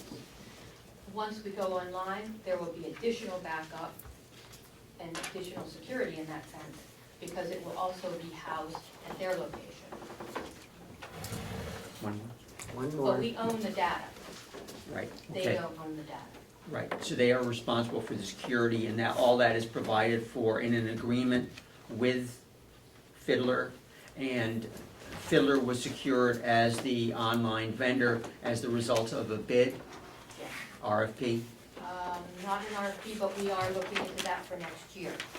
We went with Fiddler because it made sense. They do all of our technology, and we wanted to get this up and running. We have a one-year contract that will be starting January 1st with them for internet So services. so that was a no bid That was a contract. no-bid contract. So in the commissioner files, as related to 28A, there is a document that says, states why you awarded this no bid contract. It was unanimous. Yes. Right, no, in a statement as to why you did that in the files. I'd like to see that document.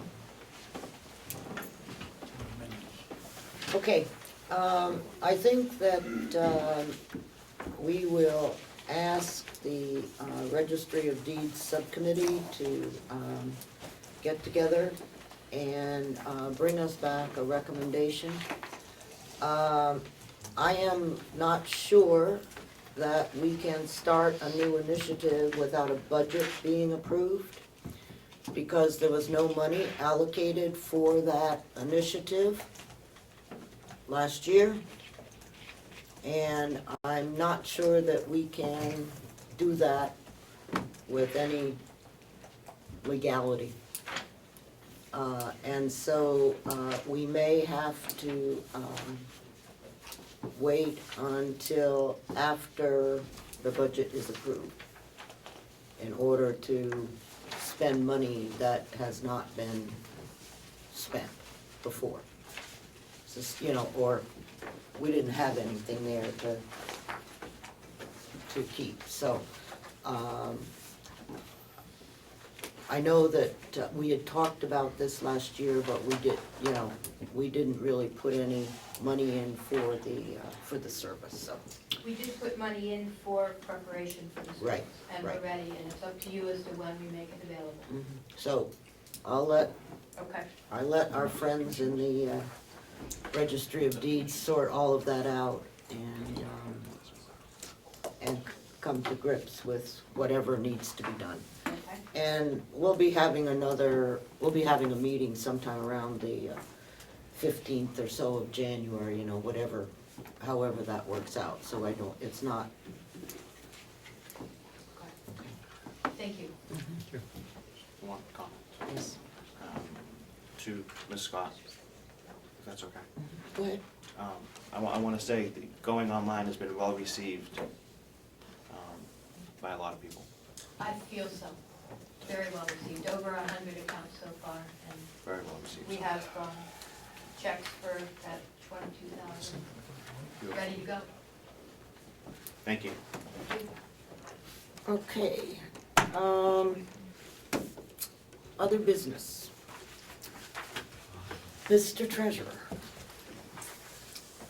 The treasurer sent me a letter.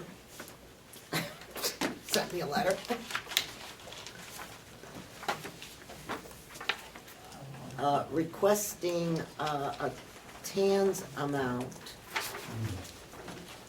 So would you like to,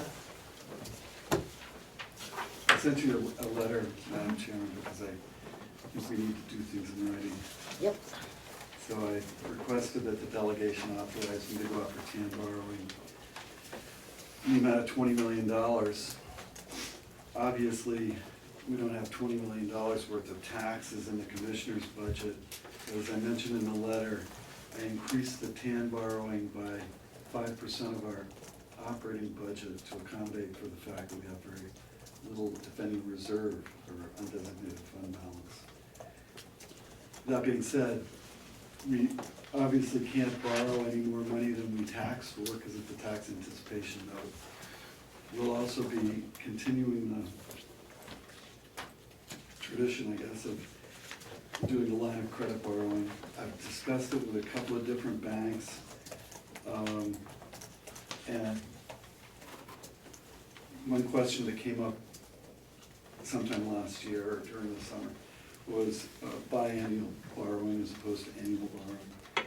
The only options that we would have for biannual borrowing, which I don't believe would save us any money, would be to take lump sums. So if we were to approve the commissioner's budget as it stands, and we had $18 million worth of taxes, and borrowed $9 million until June, and then borrowed another $9 million till December, now we're sitting with large sums of money in the bank, earning nothing, but we're being charged on $9 million because we've taken it. Under a line of credit, we're only obligated to pay interest on the money that we've actually taken out. And to answer, not to digress too far, but to answer Representative Adelino's concerns about the DRA report, in September, I instituted policies and procedures with regard to payments of checks, needing to have an authorization as well as a receipt for any money that goes out of the county. I also instituted policies and procedures as far as drawing on the TAN amount, TAN accounts that would require a written request, a signature of authorization by me as the treasurer for that amount of money, as well as a statement as to the balance in the TAN account. And then a follow-up once the money arrived here, a statement and paperwork regarding where the money was deposited. And in that description of the drawing on the TAN money, I'm requiring an explanation of need. So if we need to make payroll, or we have certain amounts that we have to pay in payables, I need a description of why we need to TAN borrowing. We've also done a significant amount of work with regard to our relationship with the nursing home funds. And that's an ongoing process that Chuck and I are working on. It's the limited ability of the treasurer. My primary and only function is oversee and protect. I have a copy of the draft. There was a concern about whether or not we can go after tan borrowing without the 14 audit being completed. I feel confident that some sort of completed audit for 14 is going to be had in time for us to do our tan borrowing. I was one of the people who recommended that we don't use the same auditor for additional investigations. I'll stand by my position that our expectation from any auditor is to do the best job that they're trained to do. So to have him come back and say that he wanted to do additional work because he wasn't sure about something concerns me a little bit, and would probably make me tend not to hire him again, but that's not my decision. The other thing that's slowing us down a little bit on the finalization, and I wanted to get this off to our bankers so that they could take a look at our audited statements of study. We did combine all of the journal entry changes for the many, many years of audits into one big 250-page one. So it's taking some time to get everything posted, and that's another issue that we're dealing with. Who is the finance office doing the posting, or Yeah. how is that? So this Seems is to be the only one. from 2011? That's what it appears to be. I've looked at the other audits and I couldn't see us anywhere near the, changes to line items or, posting of changes that Yeah, had to well, happen. yeah. It was my understanding that the postings never took place from the previous audits.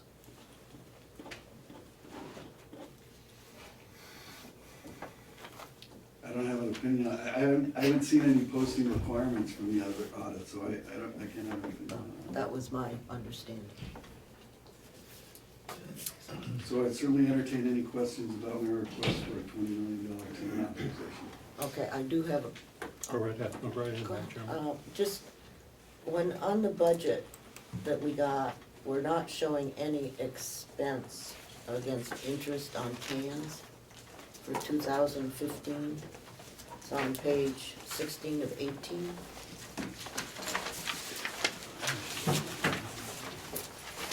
And if you need to borrow the glasses. Yeah. I just have it just kind of caught me off guard.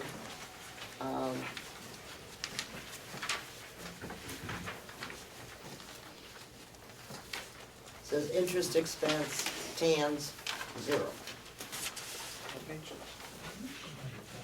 And the actual year-to-date expenses, 10/31/15, 0. So,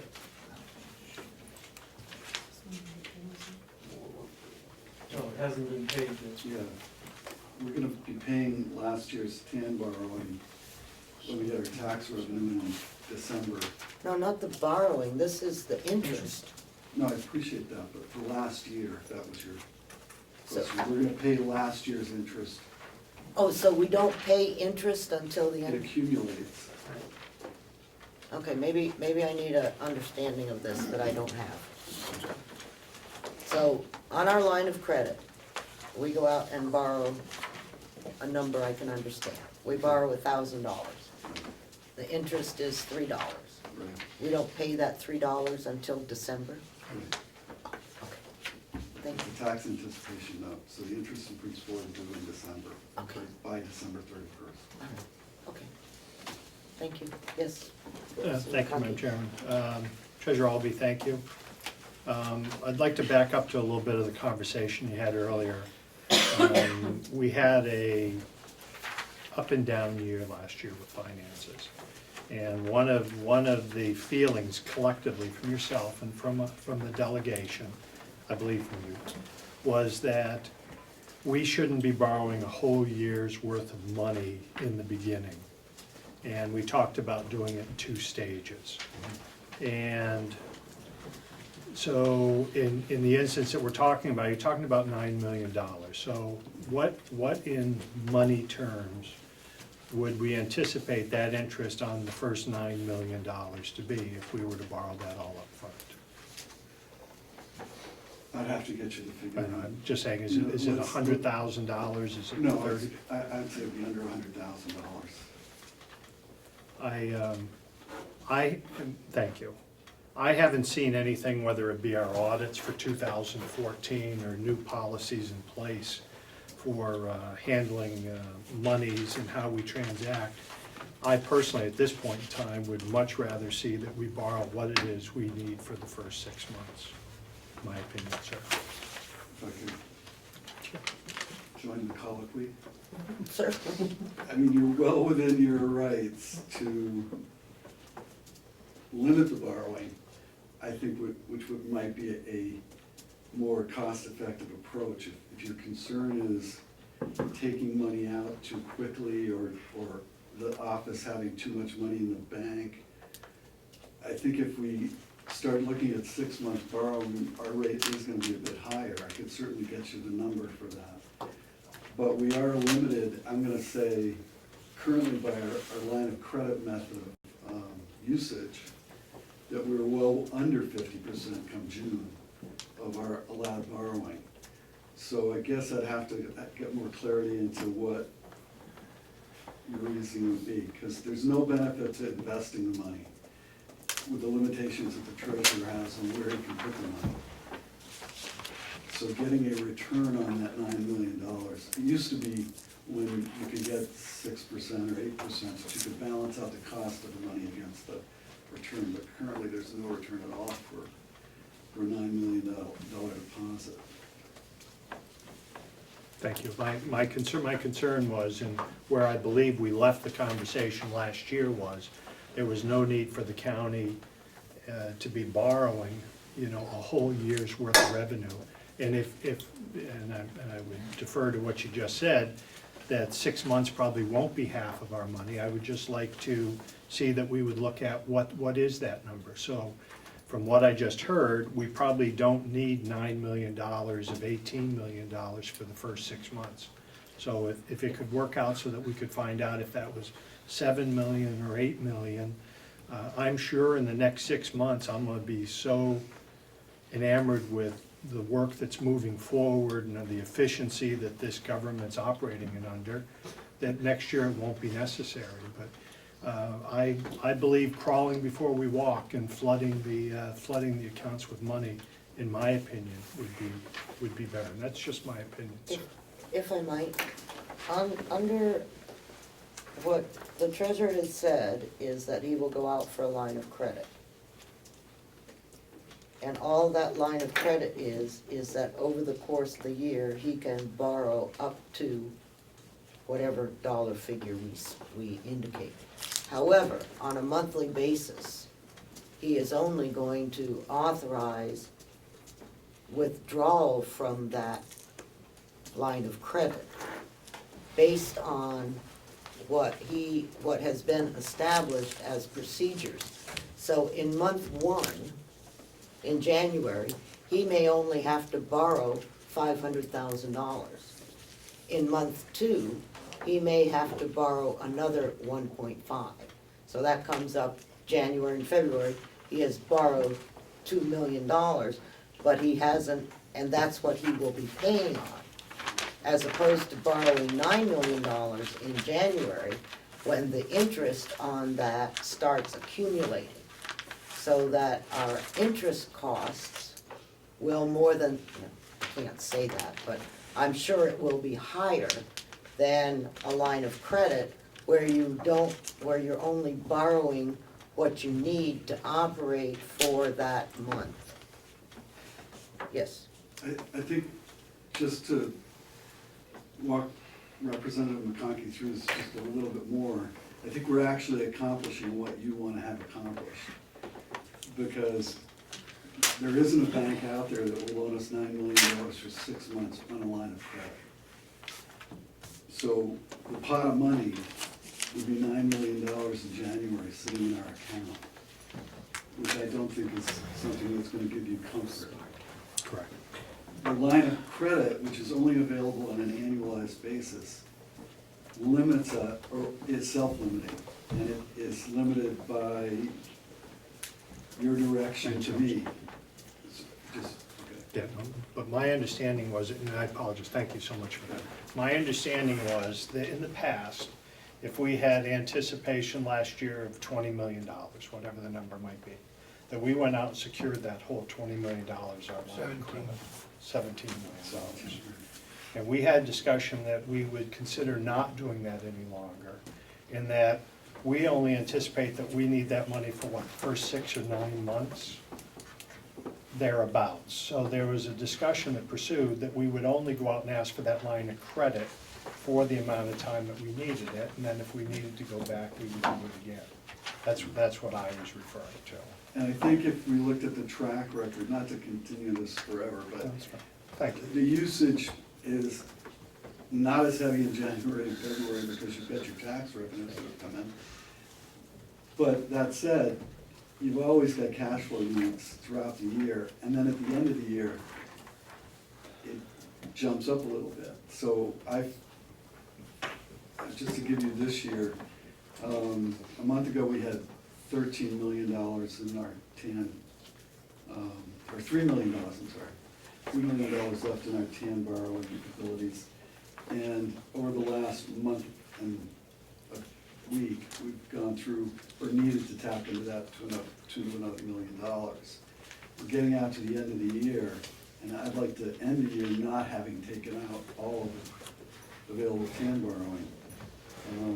But it does come in waves, so it's difficult to, we could spend a year and look at what the trend analysis would tell us on that, but I'm not sure it would help us save the county any money out there in the commercial borrowing setting either. It would probably cost us money. Representative Cordelli. Thank you, Madam Chair. We had a lot of discussion last year about line of credit, and is it really a line of credit? Because I think there was discussion, I think around the supplemental budget in terms of, we had authorized up to $18 million in terms of the line of credit, but that only $17 million was the amount to be raised by taxes, even with the supplemental budget in October. But it seems to me that there was some discussion that because we had authorized up to 18 million, we were liable for that 18 million in terms of interest and everything else. So we are only liable in terms of interest for what we actually request from that line of credit. Right. Um, The ability to borrow was the discussion that was had during the supplemental budget hearing. And whether or not we would have to go and get an additional loan document filled out, an additional borrowing happening. You authorized $18 million, but TAN by statute and by laws is limited to only the amount you raise by taxes. So although the commissioner's budget lists $18.5 million in taxes, that probably or may not be the amount that you actually have on your final budget, but this is the number we have to use today. So we have to be able to go out in the commercial lending section and set up a line of credit, an ability to borrow, which is what a line of credit is, limited by the amount of taxation that's gonna be levied before we even know exactly what the amount of taxation is gonna be. So obviously, you're gonna go out with, the treasurer needs to go out with the treasurer's budget and some additional amount that we feel is possible if some dramatic occurrence happened, that we might need to have a supplemental budget to accommodate, but it doesn't cost us any additional money to get a $20 million line of credit or a $15 million line of credit. The cost comes when the money leaves the bank and hits our bank account. Representative Cordelli. Follow up, thank you. So you want to borrow 20 million, or you set up the line of credit for $20 million. instead of the commissioner's budgeted amount to be raised by taxes of 18.4, thinking that the delegation might, in their final budget, increase the amount to be raised by taxes above the 18.4? No, Okay. no, my calculation of how I came up with the $20 million is that DRA recommends a 5 to 10% unfunded, undesignated fund balance. By my calculation, we're not gonna be anywhere near 5%. So I took the initiative of saying, okay, the commissioners are asking for $18 million worth of taxes to be levied. We have no undesignated fund balance to speak of. So in the event of an emergency, we should have 5% of our operating budget in undesignated fund balance. We don't have that. So what I was looking at doing was including that in our TAN figure so that you can vote on whatever tax obligation you want to vote on, and I don't have to go back into the marketplace and secure money. One more caller? One more. Thank you. Would maybe our financial officer know what we currently have in terms of an undesignated fund balance? I doubt it. According to the 2014 audit draft, and this figure will be amended, you're in the hole $1.6 million. But you're in a better position now than you were at the end of 2014. So I don't know yet what your fund balance is going to be. It's going to be very small, but I think it will be positive.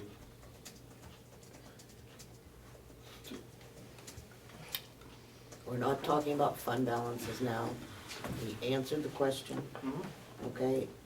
You wanna talk about fund balances, we'll talk about that when we get to revenue. Madam Chair, Question number 10. You're fully within your power to limit my TAN borrowing to whatever number you want to. Right, we understand. This is only my suggestion. I'm limited by whatever you tax the general populace in their real estate, not by my desire to raise taxes, because I have no power to do that. Representative McCarthy? Thank you, Madam Chair. Mr. Treasurer, a simple question. Yeah, I just would like to know. As you know, I'm sure you know, there are certain rules and regulations that must be followed when you use an anticipatory note. Will that change relative to whether or not you take it as a line of credit, or you take it all in one lump, or no matter how you take it? The rules and regulations remain the same, is that correct? They do. The only difference being that some of the rules don't apply if you have a line of credit, because there's a significant amount of rulemaking that was put into where you put the money when you get the big lump sum, and how you reinvest that money for the county. Follow up? Yes.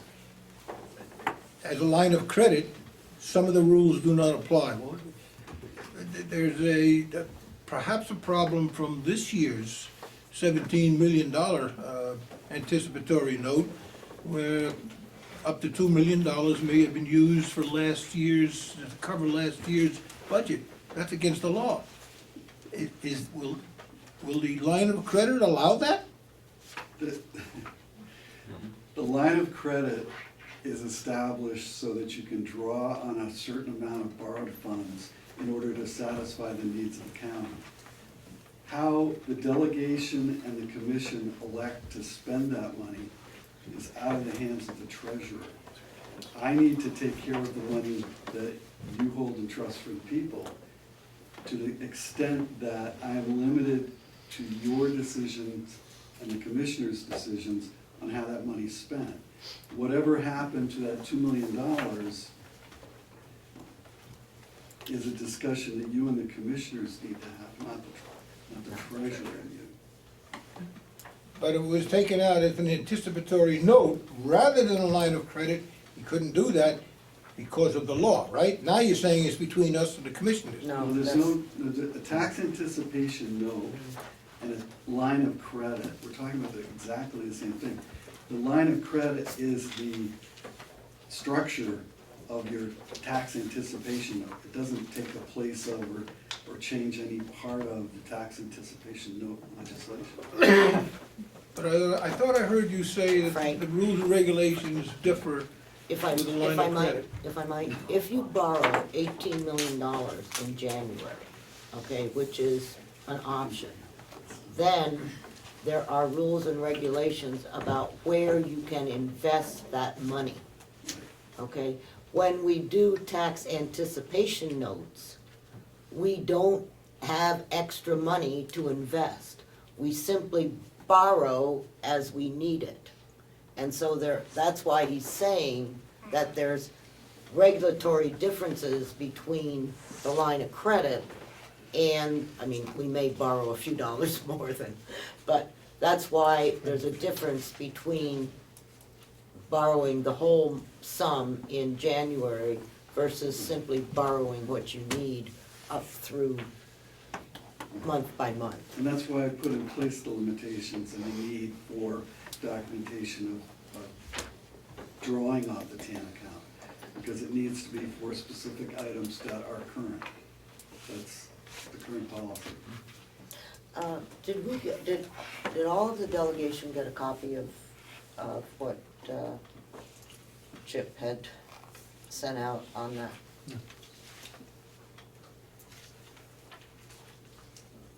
I didn't send, the office sent it out, I'm not sure where it went, so I presented it to. I'm sure if I got it, I must have sent it out, but, and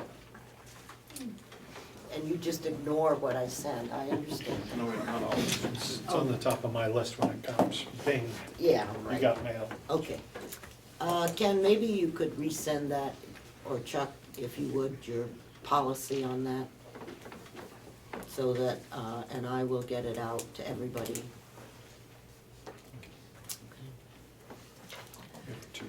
Yes. Okay, thank you. So are we waiting or are we voting? I'm making a note, okay? Is there- Doesn't matter. Well, he's talked quite a bit, Yes. so it's your turn. I do, just one question, Mr. Treasurer. Are the interest rates different between a note and a line of credit? We borrow at probably a pretty good Yeah, percentage. I can't give you an exact interest rate because I think they're all playing a bit cagey, waiting for their Fed to jack the rates up a little bit, but it does differ because a line of credit, they'll look at our track record and see how much we've drawn out. Because the bank needs to keep on reserve whatever we're taking, and they're gonna get a timeline together for what sort of money they need to have on hand. Whereas if we take it in one lump sum, that money's gone, that's reduced their lending capacity by that amount. So the rates do differ.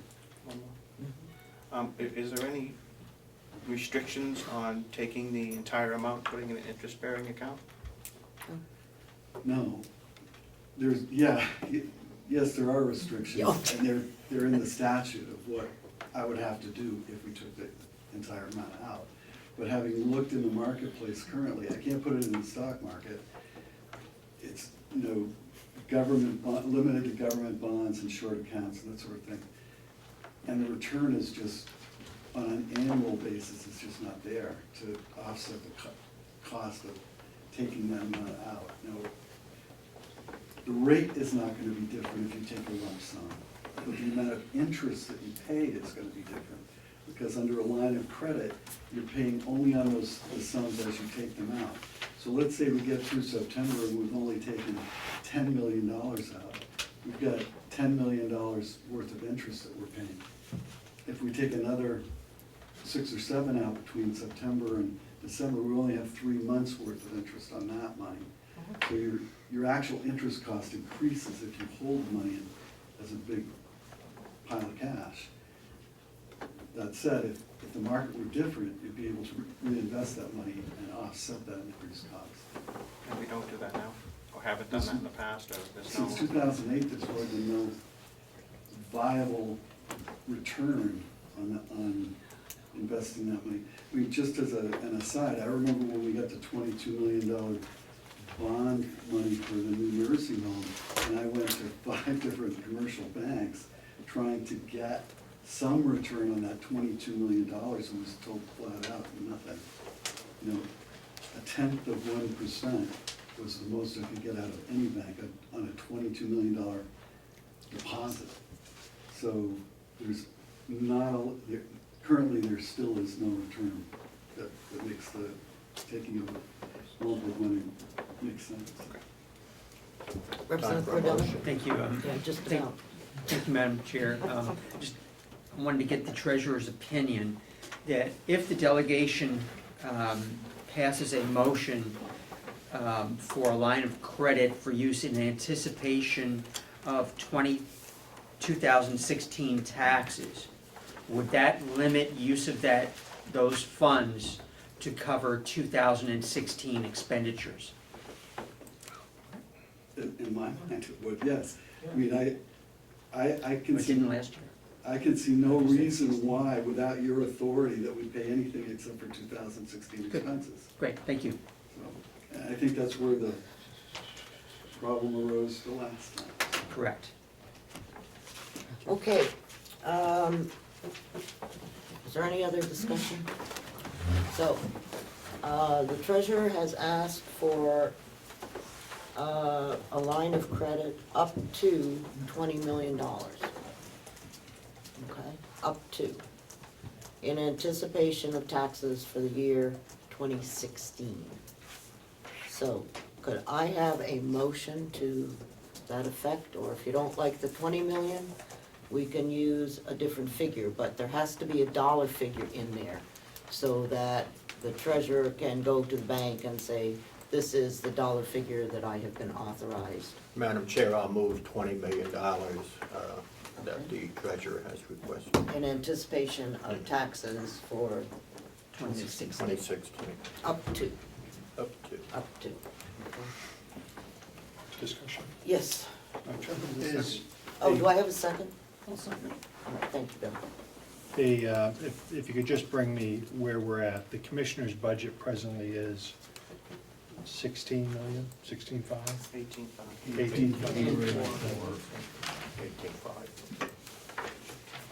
18,467. 18. Oh, 468.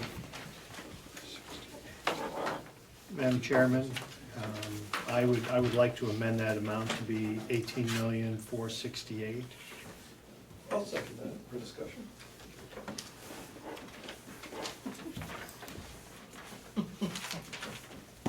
Okay. Would you like to speak to your amendment? I listened with great interest to the treasurer and thank him for his time. But I do not feel comfortable at this point approving a number above and beyond what the commissioner's budget is. I feel fairly confident that by the time we go through the budget process, that'll be trimmed. And 18,468 is the high limit that could go to.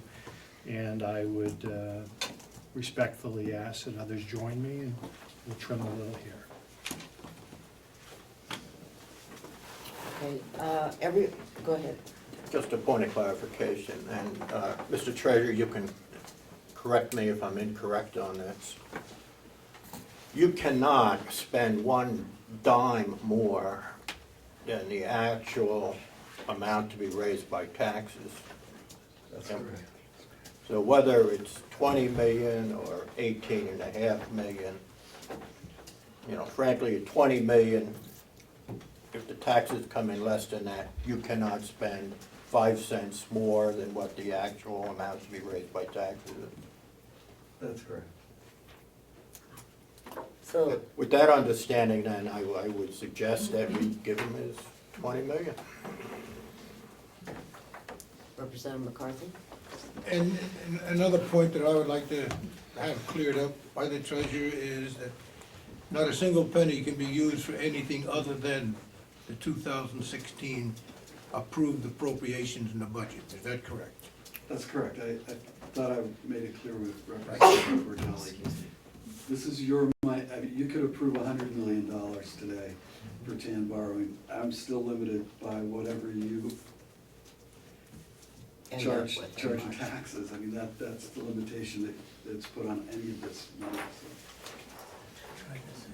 Yes, Just to clarify, if we appropriate 20 million or 18.5 million, and just to say we appropriate 17 million, will the line of credit be adjusted so they can only borrow 17 million, or is it still open to 20 million? no. It is only open to what we approve in taxes, So why are we approving 20 million when we don't know what we're gonna be having approving the taxes? because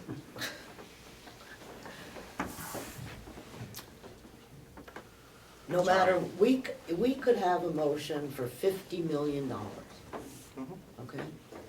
But he can only borrow up to whatever we establish as of 31 March is the tax number. Right. And what, if I understood what he said, okay, is that he suggested the difference between 18 and 20 is in case,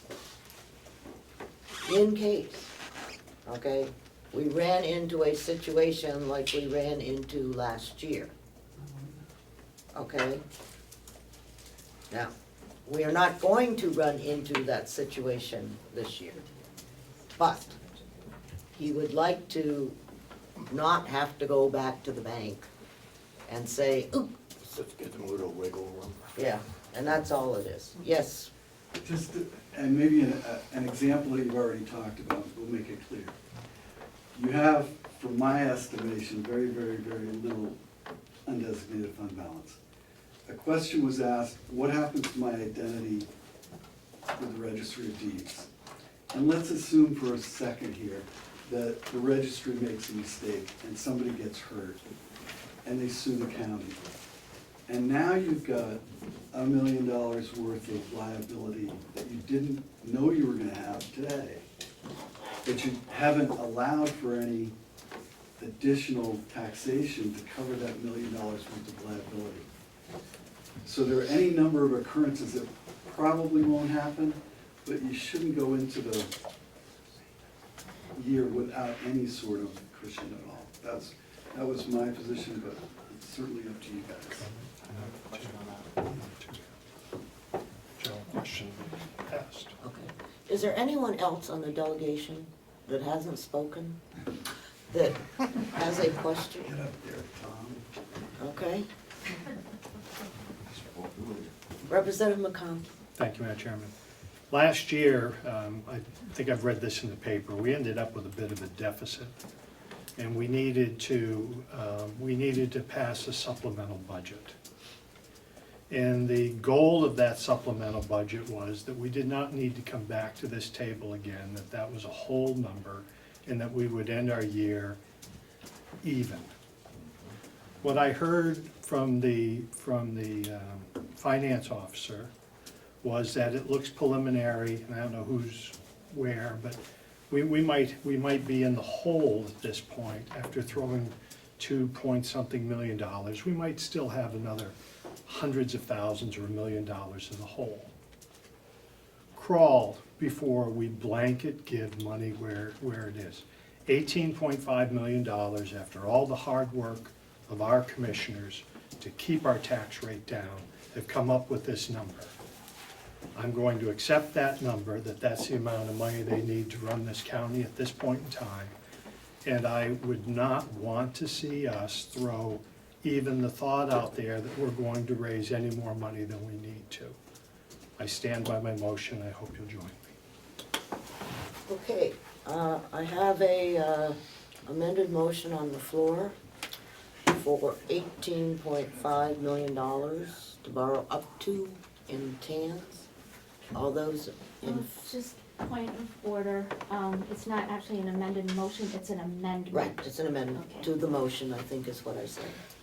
But if I left out the two, We're clear now. I apologize. Thank If you. I left out the two, I apologize.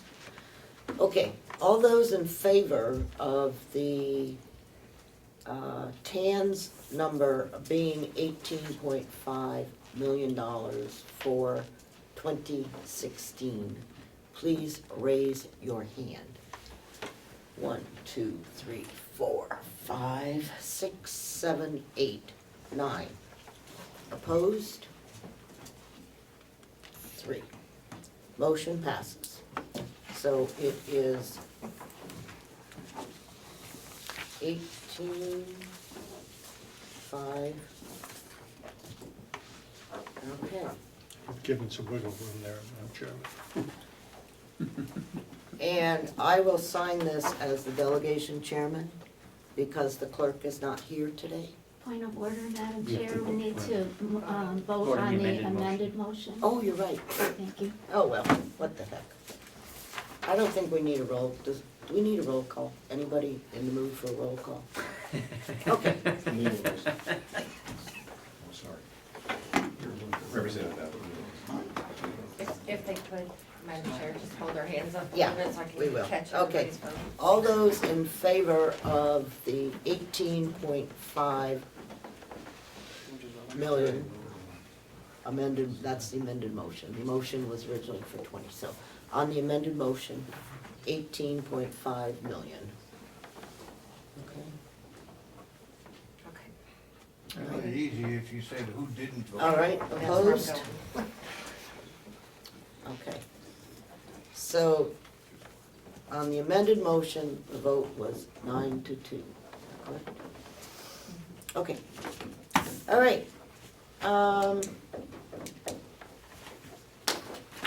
Convention. Could I have a motion to go into convention? So made. Second?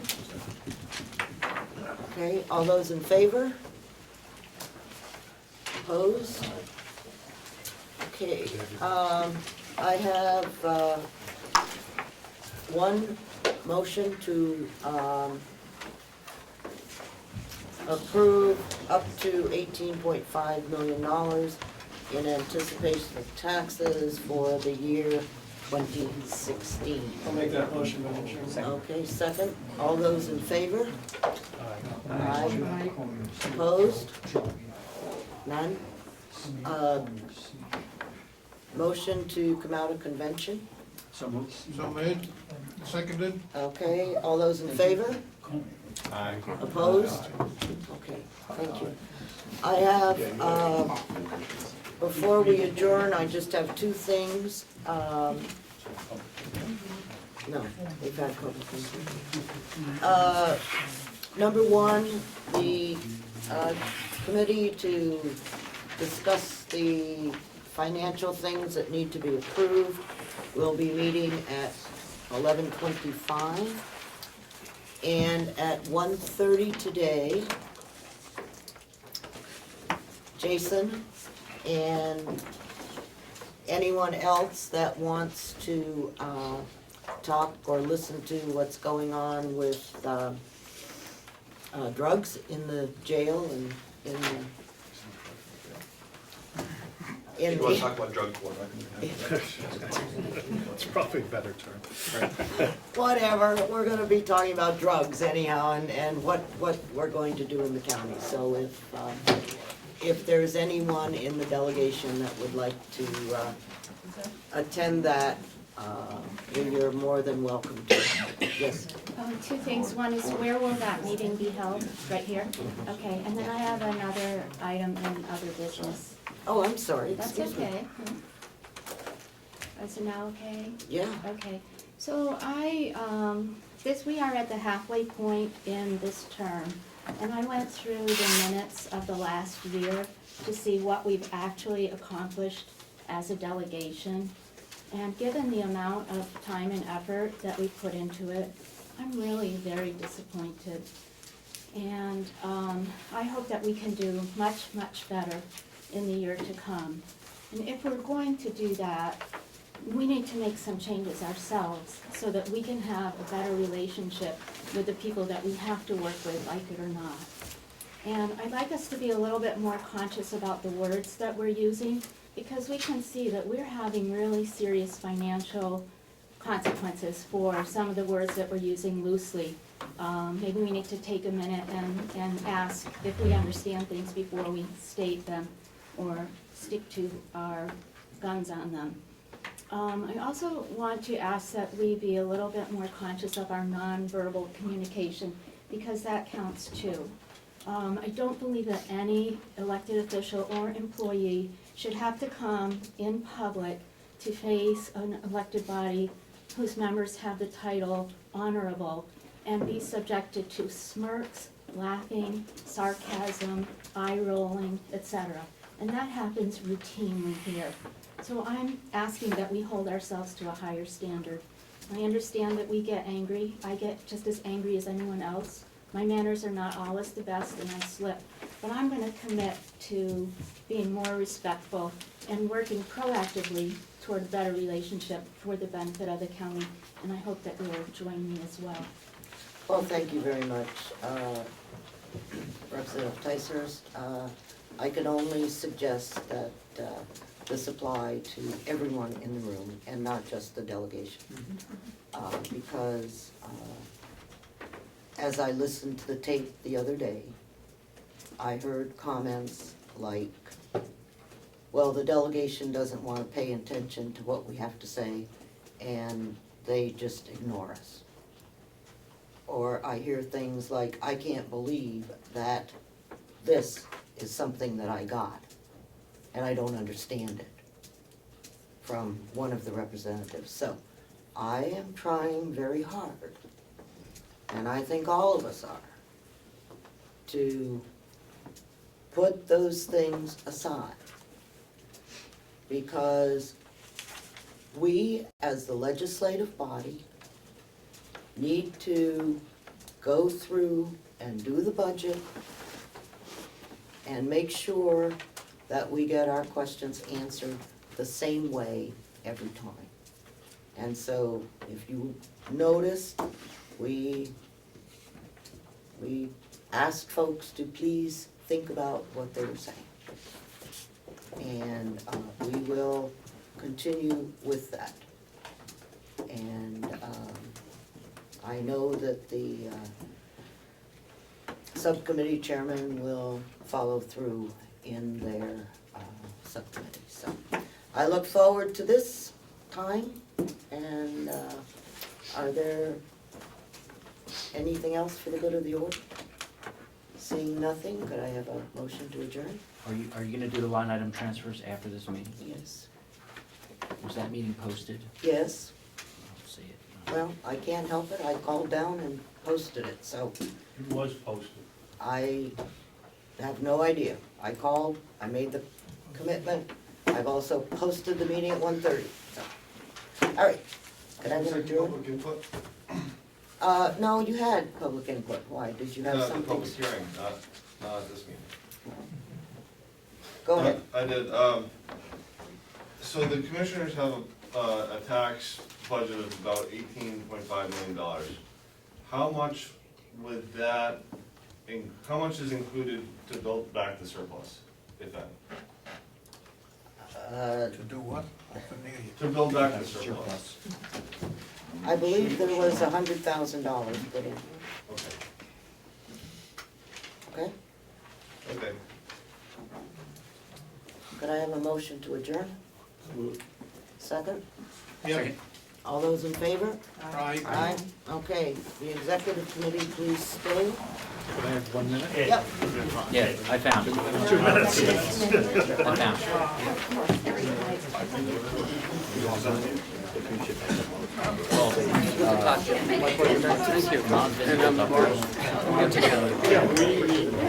you.